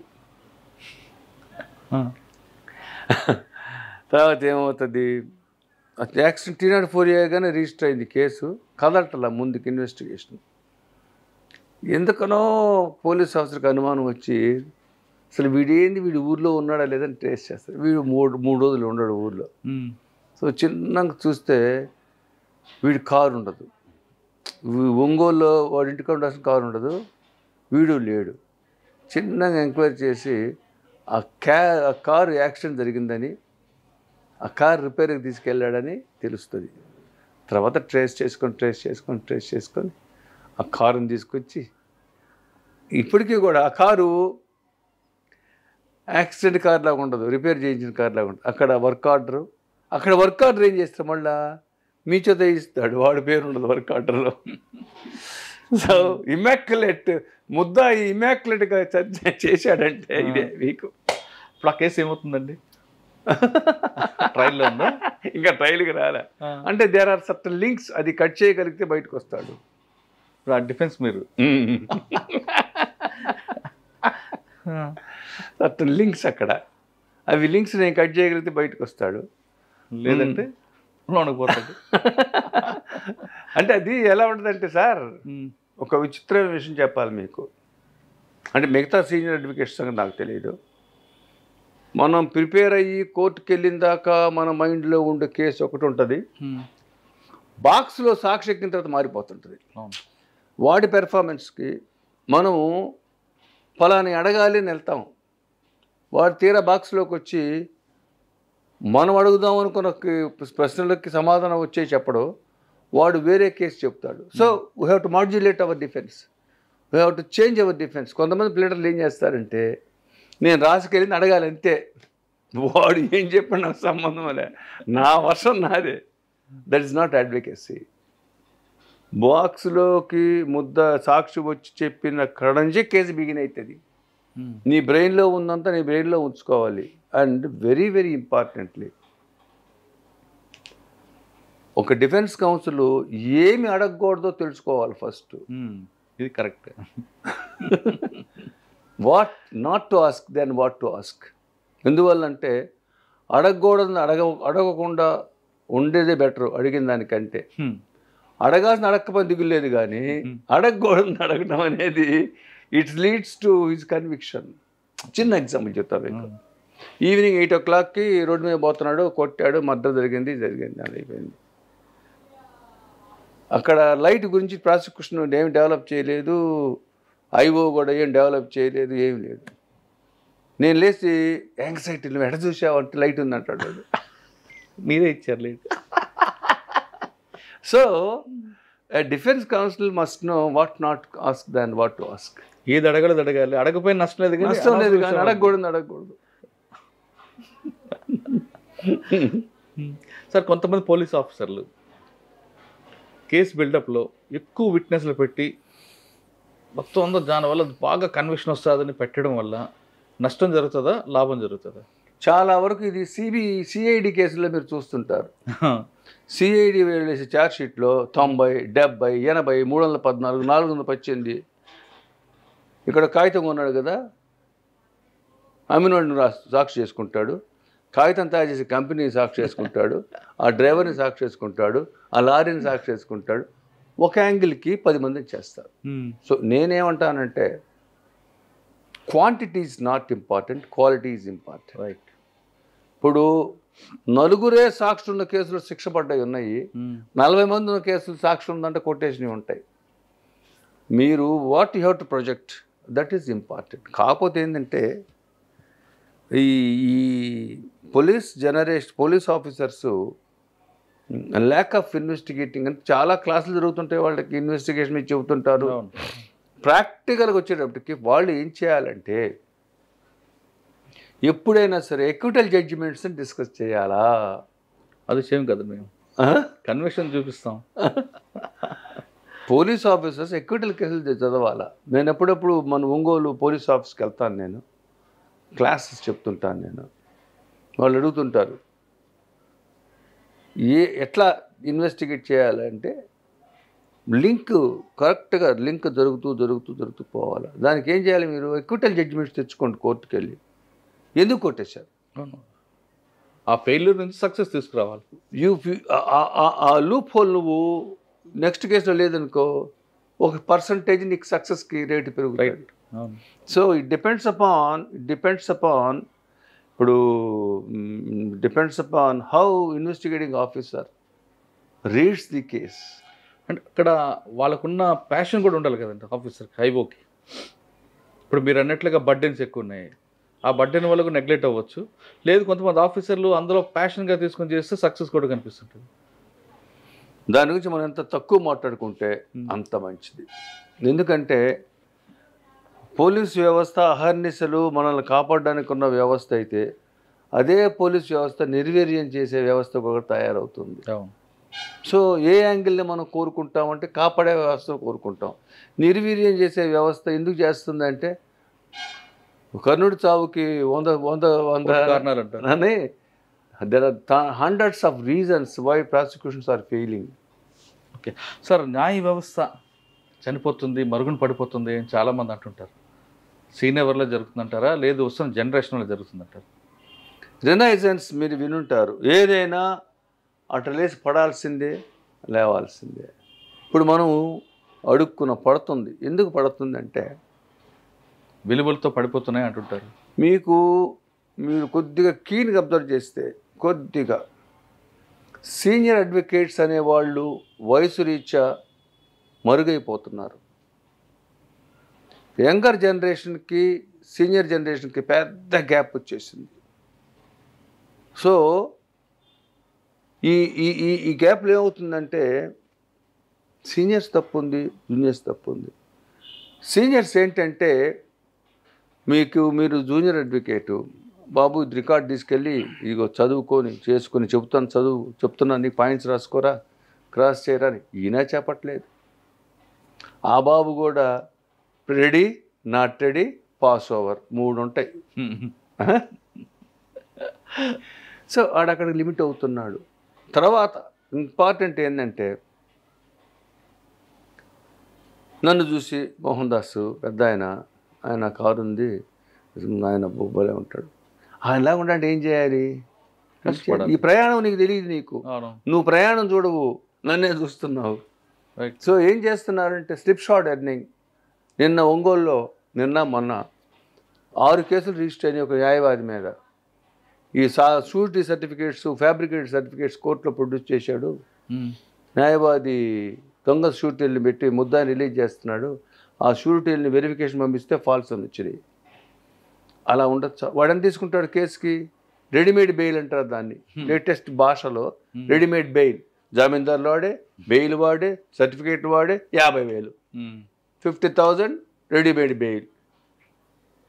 మాకు ఆ రోజుల్లో 1000 రూపాయలు అడిగితే వీడు ఇస్తాడో ఇవ్వడో, వీడు పంపేదోళ్ళలాగా ఉన్నాడే అని మేము అనుకుంటే, ఈరోజు రెడీమేడ్ బెయిల్ గంజాయి కేసు ఉందనుకోండి, 2 lakhs, 3 lakhs, 2 lakh, 1 lakh గంజాయి బెయిల్. రెడీమేడ్ షూరిటీస్, ఇక్కడ కాదు హైకోర్టు తెస్తాం. అంటే వ్యవస్థ మీరు చెప్పినట్టు స్లిప్ షార్ట్ ఎర్నింగ్కి వెళ్ళిపోతుంది. Slip short earning. ఒక 50 లక్షలు సంపాదించాడండి, రెడీమేడ్ బెయిల్ పెట్టి అయిబెట్టు, అది దిగిలే ఉంది వాడికి. ఇంకేంటి యాక్సిడెంట్ కేసులు, అది మరీ దారుణంగా ఉన్నాయి. ఒక కొత్త పెళ్లి కొడుకు ప్లేడరు ఒక 20 లక్షలు కట్నం ఇచ్చాడు అత్త మామ, ఆ 20 లక్షలు తెచ్చాడు. ఒక పోలీస్ స్టేషన్లో నెలకి 25,000 ఎంత ఇస్తాడు చుట్టూ ఏరియాలో. ఏ యాక్సిడెంట్ జరిగినా కూడాను వాడికి ఫోన్ చేస్తారు. వీళ్ళని డిసీజ్ పార్టీలో వీళ్ళని అంబులెన్స్ చేజర్స్ అంటారు. వీళ్ళు డిసీజ్ పార్టీ వాళ్ళ ఇంటికి వెళ్ళి వీడు కూడా ఏడుస్తాడు కాసేపు, ఎందుకైనా మంచిదని. వీడు కన్నీళ్ళు పెట్టుకొని కూడా మనకి 50,000 ఇచ్చి వెంటనే 1,00,000 ఇచ్చి ఒక నోట్ రాయించుకొని ఒక కేసు తెచ్చుకుంటారు. So this legal profession has become a commercial entity. Sir మీరు రోడ్ యాక్సిడెంట్ చెప్తున్నారు, డ్రంక్ అండ్ డ్రైవ్లో కూడా అటువంటి అడ్వకేట్స్ కనిపిస్తుంటారు. ఎంత తక్కువ చెప్పాలి. ఇప్పుడు ఏంటంటే సార్, నాకు తెలిసి నేను కలర్ డ్రెస్ వేసుకొని కోర్టుకి వెళ్ళినటువంటి రోజు లేదు. ఈరోజు ఎర్ర చొక్కా, నిన్న న్యాయమూర్తి, సుప్రీంకోర్టు న్యాయమూర్తి ఒక లాయర్ జీన్స్ వేసుకొస్తే ఏందబ్బా ఆయన అరుస్తుంటే జీన్స్ వేసుకోకూడదు ఎక్కడుందని అడిగాడు న్యాయమూర్తిని. So we are in such a state. ఇప్పుడు పోలీస్ వాళ్ళు ఆ డ్రెస్ ఎందుకు వేసుకుంటారంటే వాళ్ళని పోలీసుని గుర్తించాలి. డాక్టర్లు యాప్రాన్ ఎందుకు వేసుకుంటారంటే ఆ డాక్టర్ని గుర్తించాలి. అడ్వకేట్స్ బ్లాక్ డ్రెస్ వేసుకోవాలంతే. If you don't love your profession, get out of the profession. నువ్వు ఉంటే ఎంత, లేకపోతే ఎంత. కరెక్ట్, ప్రొఫెషన్ డ్యామేజ్ కాకూడదు. అదే చెప్తున్నా మీకు ఇందాక. నిన్ను ఈ వృత్తి ఈరోజు ఇంత దూరం తీసుకొచ్చిందంటే నువ్వేం చేస్తున్నావు వృత్తికి? నీ కమిట్మెంట్ ఏది? జడ్జిల మీద పిషన్లు పెట్టడం, జనవరి ఫంక్షన్లో జడ్జి గారింటికి వెళ్ళి బొకేలు ఇవ్వటం. మనం రాకపోతే జనవరి 1 జరగదా సార్ జడ్జి గారికి? మనం పోకపోతే జరగదా? జరగదు. జడ్జి గారి కూతురు పెళ్లికి ఎక్కడో బెల్గాంలో చేసుకుంటాడు, మనం పోవటం వాడికి. అంటే ఫస్ట్ లవ్ ది ప్రొఫెషన్. ప్రొఫెషన్కు ఉన్న ఎథిక్స్ని ప్రేమించు. నువ్వు పెర్ఫార్మెన్స్, ఇదిగో మర్డర్ కేసు, బాబు నేను చేయలేను నాయన, పెద్ద ఆయన పెట్టుకోమని చెప్పు. నీ వల్ల కాకపోతే నువ్వు ఒక మర్డర్ కేసు చేసి నిలువున ముద్దాకి శిక్ష ఇచ్చావంటే నీకు సరుకు లేకుండా తప్పు కదా సార్. మీరు మర్డర్ కేసు వరకు వెళ్తున్నారు. జిల్లా కోర్టులో ఒక నిందితుడిని లేగానే ఒక అనుమాతిని పోలీస్ స్టేషన్ పెట్టినప్పుడు ఏబిఎస్ కార్పొరేషన్ వేయాలి. కానీ అది అక్కడ కాదు, హైకోర్టు తీసుకువెళ్ళి హైకోర్టు వరకు తీసుకొచ్చి ఆ క్లయింట్ దగ్గర డబ్బులు తీసుకొని ఇక్కడ కాదు కింద కోర్టు కనుక పంపిస్తుంటే అటువంటి అడ్వకేట్లు ఏం చేయాలి సార్? 97 సిఆర్పిసి కింద search warrant simplest reason, simplest wife of the person who is taken to custody affidavit ఇవ్వటం. పొద్దున్నే 2 o'clock 3 o'clock advocate commission appoint చేస్తారు, 5 o'clock పోలీస్ స్టేషన్కి వెళ్ళచ్చు. లోకల్ మెజిస్ట్రేట్ చేస్తారు కదండి. అదే నేను చెప్పింది. కానీ అడ్వకేట్స్ వాళ్ళకి రాంగ్ గైడెన్స్ ఇస్తూ హైకోర్టు తీసుకొస్తారు కదా. ఎందుకు చెప్పండి? పేమెంట్ కోసం కాదు, వీడితంతాడు ఎస్ఐ రేపు కేసులు ఇవ్వడు వీడికి. ఇప్పుడు లోకల్ పోలీసు ఏం చేస్తాడంటే వీడికి లైజాన్ ఉంటుంది. సో ఆ పోలీస్ స్టేషన్లో 324లు 304Aలు ఉంటాయి. సో వాడికి రావాలా? నీ పోలీస్ స్టేషన్ మీద నేను సెర్చ్ వారెంట్ వేస్తే నాకు కూడు ఉండదు కదా సార్. పోలీస్ ఆఫీసర్ అయినా ఫైటింగ్ లాయర్నే ప్రేమిస్తాడు కానీ పక్కలేసే లాయర్ని ప్రేమించాడు. There are advocates who try to take police officers to bars, restaurants and to create many facilities. Okay sir, ఫైనల్గా వద్దామండి. ఈ ప్రొఫెషనల్లో అనేది ఇది ఒక అద్భుతమైనది. దీనికి ఇది నోబెల్ ప్రొఫెషన్, దీన్ని ఎవరు కాదనలేరు, చేయలేరు. సీనియర్స్ అయినా రిటైర్ అయిన తర్వాత కూడా చదువుతుంటారు, నిత్య విద్యార్థి అనేది. కానీ కొంతమంది మేము సీనియర్స్ మాకు అవసరం లేదు అనుకుంటూ ఇప్పుడున్న ల్యాప్టాప్లు ట్యాబ్లతోనే కాలం గడుపుతున్న వాళ్ళకి మీరు ఇచ్చే మెసేజ్. ఒకప్పుడు మీలాంటి వాళ్ళు సీనియర్ దగ్గర కూర్చున్నప్పుడు మీ నాన్నగారు ఉన్నారు కానీ రాత్రి 10 గంటల వరకు ఉంటూ ఒక్కొక్క జడ్జిమెంట్ కాపీని కూడా చదివే రోజులు ఉండేవాడు. అంటే ఒక జడ్జికి 3 ఎలాగుంటుంది ఒక సెక్షన్లో అనేది అందులో తెలుస్తుంది. అంత పర్ఫెక్ట్గా వచ్చే ట్రైనింగ్ వచ్చే వాళ్ళు ఇప్పుడు అంత లేకుండా ఏదో అన్ప్రొఫెషనల్గా చేస్తున్న వాళ్ళకి మీరు ఇచ్చే మెసేజ్? ఒకటేనండి, నేను ఒక ప్రొఫెషన్ కంటే ఫస్ట్ ఆఫ్ ఆల్ నువ్వు ఒక హ్యూమన్ బీయింగ్ అని గుర్తుంచుకోవాలి. లాయర్ అనేవాడు హ్యూమన్ బీయింగ్ అని గుర్తుంచుకోవాలి. What ever profession you opt పక్కన పెట్టండి. నీకు నైతిక విలువ, నిబద్ధత, కష్టపడే తత్వం డెవలప్ చేసుకోవాలి. What ever profession you opt. Because మీరు ఉన్నారు, అవును. మీరు ఎక్కడి నుంచో వచ్చారు. ఎందుకు వచ్చారు? బికాస్ మీకు అజ్జీలు ఉంది. ముందు మనిషికి అజ్జీలు ఉండాలా. న్యాయవాద వృత్తి తీసుకోవాలంటే ఒకటే, either to be on top or get out. Either to be on top or get out. మా నాన్నగారు నాకు చెప్తుండేవాళ్ళు, the top berth is always vacant అని. ఎందుకని? ఎవరు ట్రై చేయరు కాబట్టి.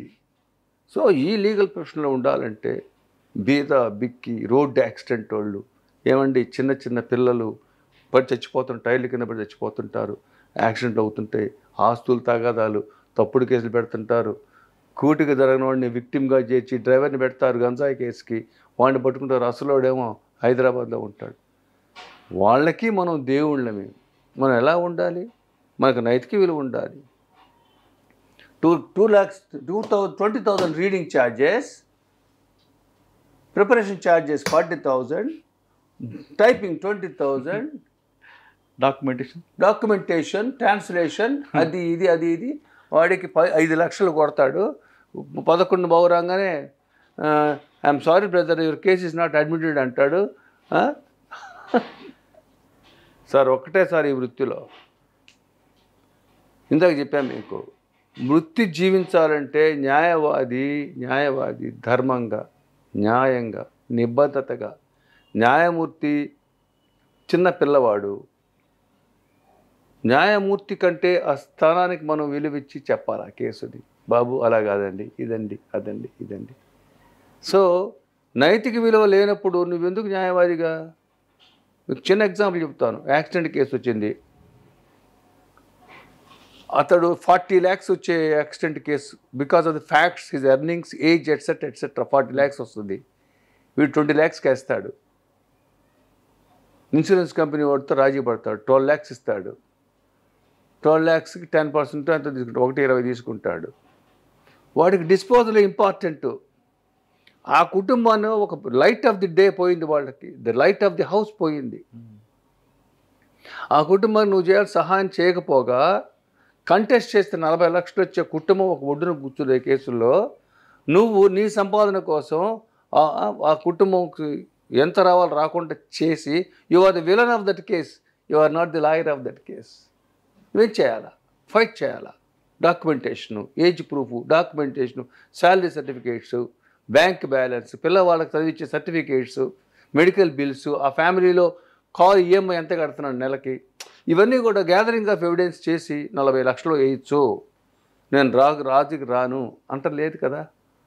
నాకు ఈ నెలలో 40 ఓపీలు వచ్చినాయి. 40 ఓపీలు ఒక్క దాంట్లో 1,20,000 ఇంత వచ్చేసింది. అంటే మ్యాథమెటికల్ అప్రిసియేషన్ ఆఫ్ ప్రాఫిట్ తప్పితే ప్రొఫెషను, నన్ను నమ్ముకొని ఒక కుటుంబం వచ్చింది, ఆ కాడకి ఎక్కడి నుంచో వచ్చింది, వీళ్ళకి న్యాయం చేయాలా, ఎట్లా చేయాలా, వీటి కేసు కాస్త టఫ్గా ఉంది, దీన్ని ఎట్లా మనం దీన్ని సమర్థవంతంగా చేయాలా.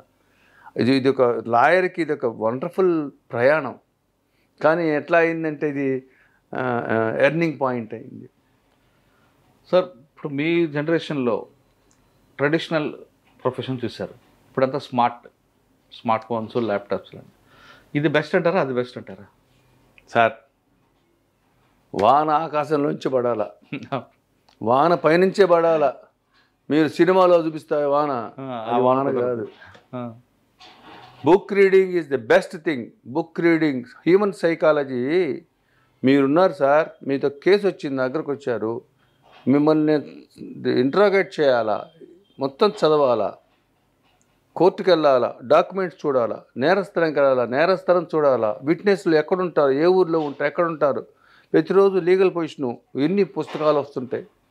సింపులైజ్డ్, ఇంకా మాకంటే ఇంకా సింపులైజ్ అయినాయి. అవును, సింప్లిఫైడ్, ఇంకా ఎన్రిచ్ కావాలి జనరేషను. కాపీ అండ్ పేస్ట్, ప్రతిదీ copy and paste, citation, circumstantial evidence, that is not found, effect of, ఎతికేది కొడతాడు, అదొచ్చుది పెడతాడు. You are not a butcher. ఇప్పుడు ఆదివారం మాంసం కొట్టుకెళ్తాము, తొడపీసు, అది బుచ్చర్, అది అడ్వకేట్ అలా కాదు. an advocate who spends the night oil will be successful. ప్రపంచం అంతా నిద్రపోతుంటే రాత్రి వరకు చదువుతాడే వాడే వ్యవస్థకి సహాయం చేయగలుగుతాడు. సార్ ఫైనల్గా ఇంకో క్వశ్చన్ చెప్పండి. ఈ ప్రొఫెషన్ వస్తున్న వాళ్ళకి, ఎర్నీ కోసం వచ్చిన వాళ్ళకి కానీ, సర్వీస్లో రావాలనుకున్న వాళ్ళకి మీరు ఇచ్చే మెసేజ్ ఏంటి? నేను ఇచ్చే మెసేజ్ ఏంటంటే ప్రొఫెషన్లో వచ్చే వాళ్ళకి ఫస్ట్ ఆఫ్ ఆల్ ఈ ప్రొఫెషన్లో ఉండాలి అని రావాలి. Number 1. at the journey having had a journey of 44 years. మీకు ఒక విషయం చెప్పాలా, నేను ఈ వృత్తిని 3 భాగాలుగా విభజిస్తా. మరి ఎవరు మిగతా వాళ్ళకి నాకు తెలియదు. మొదటి భాగము only work no money. Only work no money. Senior కాడ 10 ఏళ్ళు చేయాలా. ఆయన డబ్బులు ఇస్తున్నాడా లేదా కాదు, ఆయన క్లయింట్స్ ఎలా మాట్లాడుతున్నాడు, క్లయింట్ని ఎలా కన్విన్స్ చేస్తున్నాడు, డ్రాఫ్టింగ్ ఎన్నిసార్లు చేస్తున్నాడు, ఎన్నిసార్లు చించేస్తున్నాడు, మళ్ళీ ఎందుకు చేస్తున్నాడు, ఈ కేసుకి ఏ విధంగా సైటేషన్ తేవాలని చూస్తున్నాడు, ఆయనని నువ్వు ఫాలో అవుతావే ఈ 10 ఏళ్ళు, ఆ 10 ఏళ్ళు నీకు డబ్బులు రావు. Only work. Only work no money. First next phase money and work. Work వస్తుంటుంది, మనీ డబ్బులు వస్తుంటాయి. ఎట్లా కొత్త కొత్త కేసులు రావటం, నువ్వు సొంతగా పెట్టుకోవటం, డబ్బులు రావటం అన్నాడు. 3వ ఫేజు మేము ఉండే phase only money no work. మాకు రికార్డు పేరు వచ్చింది కాబట్టి ఆటోమేటిక్ మనీ వస్తుంది. Only money no work. Work ఉంటుంది, పెద్ద మర్డర్ కేసు ఉంటుంది, ఒక అరగంట చదువుతాము, మాకు అర్థమైపోతుంది. అవి మనం ఫ్యాట్ ఫీజ్ చెప్తాము, అందుకని ఇంత అంటాడు. అప్పట్లో సంవత్సరం సంపాదించింది ఇప్పుడు ఒక కేసులో సంపాదించచ్చు. So advocate life is of 3 parts. Only work no money, work and money. Only money no work. అయితే ఈ సుదీర్ఘ ప్రయాణంలో honesty, integrity, commitment, development, great reading, తర్వాత దాని spontaneity is very important to legal profession. ఇవన్నీ కూడా సంతరించుకుంటే ఈ వృత్తిలో ప్రతి ఒక్కరు సక్సెస్ కావచ్చు. రెండోది very very important to young generation నా సలహా, ఆ జడ్జి మంచోడు కాదు, ఆ ప్లేడర్ మంచోడు కాదు, ఆయనట్టు కాదు, never comment adversary, never comment the judge. Don't try to project your self. నువ్వు హంబుల్గా ఉంటే వన్ ఫైన్ డే నిన్ను తెత్తలు చూస్తారు. అన్యాయంగా కేసుల్లో ఇరుక్కున్న వాళ్ళకి న్యాయం చేయాలంటే ఖచ్చితంగా ఈ ప్రొఫెషన్ బెస్ట్ ప్రొఫెషన్ అంటున్నారు మోహన్ దాస్ గారు. కానీ ఇక్కడికి వచ్చినట్లు ఇందులోకి వచ్చిన తర్వాత 3 పార్ట్లుగా విభజించుకోవాలని చాలా స్పష్టంగా చెప్పారు. ఫస్ట్ నో వర్క్ ఉంటుంది, డబ్బులు రావు. రెండో ఫేజ్లో వర్క్ డబ్బులు 2 వస్తాయి. 3వ ఫేజ్లో పని ఉండదు, డబ్బులు వస్తాయి. 3వ స్టేజ్కి రావాలనుకుంటే ముందు మీ ఇంటిగ్రిటీ కరెక్ట్గా ఉండాలి, మీ యాటిట్యూడ్ కరెక్ట్గా ఉంటే 3వ స్టేజ్కి చాలా హ్యాపీగా వస్తారు. లేదంటే మిగతా క్రిమినల్స్ లాగే మీరు కూడా కష్టాలు ఎదుర్కొంటారంటే చెప్తున్నారు. ఖచ్చితంగా పేదవాళ్ళకి న్యాయం చేయాలంటే ఈ ప్రొఫెషన్కి రండి. మోహన్ దాస్ గారి లాగా ఒక రోల్ మోడల్ తీసుకుంటూ కమెంట్ చేయండి. ఇది ఈ వారం మోహన్ దాస్ గారితో ఎక్సలెంట్ ఇంటర్వ్యూ. వచ్చే వారం మరో గెస్ట్తో మళ్ళీ కలుద్దాం. అందరికి నమస్తే. Thank you sir. సూపర్ అండి, సూపర్. నేను ఫుల్ ఎంజాయ్ చేశా. మరి ఇంటర్వ్యూ చూసిన వాళ్ళకి ఎంత ఎంజాయ్ చేసి చూడాలి. అంటే మీరు ఏదో చెప్పేవాడిని కాకుండా ప్రాక్టికల్గా ఒక్కొక్క పాయింట్ చెప్పుకొస్తున్నారు. Work no money, work money, third part no work full money. అంటే ఈ 3వ స్టేజ్ రావాలంటే ఖచ్చితంగా ఈ రెండు ఉంటే కదా సార్. 2 ఉండాలంటే కరెక్ట్ స్టెప్స్ చేసుకుంటూ రావాలి. రాత్రి 3వ స్టేజ్ రారు. రాత్రి 3వ స్టేజ్ రావాలనుకుంటే మీకు ఇంకోటి చెప్తాను. ఈ వృత్తిలో మిమ్మల్నే ప్రజలు డిసైడ్ చేస్తారు. మీ పెర్ఫార్మెన్స్ని ప్రజలు చూస్తారు. ప్రతి క్షణము మనం గమనించాల్సింది ఏంటంటే మనం ఒక సోషల్ గ్యాదరింగ్లో ఉంటాం. లీగల్ లాయర్ అనేవాడు కోర్టులో నేను కేసు చేస్తున్నాను అనుకోండి, అవతల వైపు చూస్తుంటాడు, జడ్జి చూస్తుంటాడు, వేరే కేసులో వాళ్ళ బంధువులు వచ్చినోడు కోర్టులో కూర్చొని ఉంటారు, వాళ్ళు చూస్తారు. సో మీ conduct it reflects amongst the clients. అంటే ఒక పువ్వు స్మెల్ కనపడదుగా, water it goes with air కనపడదు. లీగల్ ప్రొఫెషనల్ రెప్యుటేషన్ అంతే. నా రెప్యుటేషన్ రావాలంటే, వృత్తిలో రావాలంటే ఏమన్నా లేని శ్రమ చేయాల. హానెస్ట్. ఇప్పుడు ఒక కేసులో ఒక ఐఓకి నాకు ఎప్పుడు ఫైట్ ఉండేదన్నమాట. అతను మంచి ఆఫీసరు, అతను పెట్టిన కేసులన్నీ నాకే వస్తుండేవి. ఒక స్టేజ్లో ఒక పోలీస్ స్టేషన్లో నేను జూనియర్గా చేస్తున్నప్పుడు 20 కేసులు రిజిస్టర్ అయిన కొన్ని నెలల్లో 3-4 మిస్ అయ్యి మిగతా మొత్తం నాకు వస్తుండే. ఆయన ఏం చేశాడు, ఒక ముద్దాయిని పట్టుకొని దొంగతనం కేసులో ఉంగరం, వాడికి ఏం చెప్పాడు, రే దాసు గారు మీ లాయర్ కదా, ఆయన దగ్గరికి వెళ్ళి ఫీజు ఇచ్చుకోలేనని ఉంగరం ఇచ్చిరారా అని చెప్పాడు. ఇదేదో ఉంది కాన్ఫిడెన్స్ దీంట్లో. ఎందుకని నన్ను ట్రాప్ చేద్దాం. అదే అర్థమైందా. వచ్చాడు, అయ్యా నాకు లేదయ్యా ఉంగరం, అరే వద్దురా నాయన ఫ్రీగా చేస్తాను పోరా అన్న. I didn't take it. Had I taken it ఎట్లా ఉండేదో. మీకు వచ్చేసేవాడు, అట్లా వచ్చేసేవాడు. ఏదో కేసులో ప్రాపర్టీ మీ ఇంట్లో ఉంచారని పెట్టేవాడు. అతను ట్రాన్స్ఫర్ అవుతూ చెప్పాడు, గురుగారు పలానా కేసులో పంపించారు మీ దగ్గరికి, మీరు ట్రాప్ పడలేదు. చాలా చాలా చాలా ట్రాప్ చేస్తుంటారండి. ఇప్పుడు మంచి ఎంసీలో కేసుల్లో మంచి మంచి గర్ల్స్ వస్తుంటారు. మనం చాలా జాగ్రత్తగా ఉండాలి. పోలీస్ ఆఫీసర్స్ ఏం చేస్తారంటే, ఈ అడ్వకేట్ వీక్నెస్ ఏంది ప్రైవేట్గా ఎంక్వైరీ చేస్తారు. ఇప్పుడు మన జగన్ ఎమ్మెల్యే చేస్తున్నాడుగా ఇప్పుడు అట్ట private side of the advocate ఎట్లా ఉంటాడు, ఇతని క్యారెక్టర్ ఏంటి, ఇతను ఎక్కడికి వెళ్తాడు, ఎక్కడ డ్రింక్ చేస్తాడు, ఇంట్లో తాగుతాడా బయట తాగుతాడా. ఎందుకంటే ఒక టఫ్ డిఫెన్స్ కౌన్సిల్ని హ్యాండ్ చేతిలో పట్టుకోవాలంటే నా వీక్నెస్ పెట్టుకుని సరిపోతుంది. సో ఇదొక యజ్ఞం బ్రదర్, ఇవన్నీ కాదు, ఈ వృత్తి యజ్ఞం అంతే, కంటిన్యూస్ ప్రాసెస్. ఈ యజ్ఞంలో సమిదయ్యే వాళ్ళు సమిదవుతారు, నిలబడేవాళ్ళు నిలబడతారు. రైట్ సార్, కరెక్టే.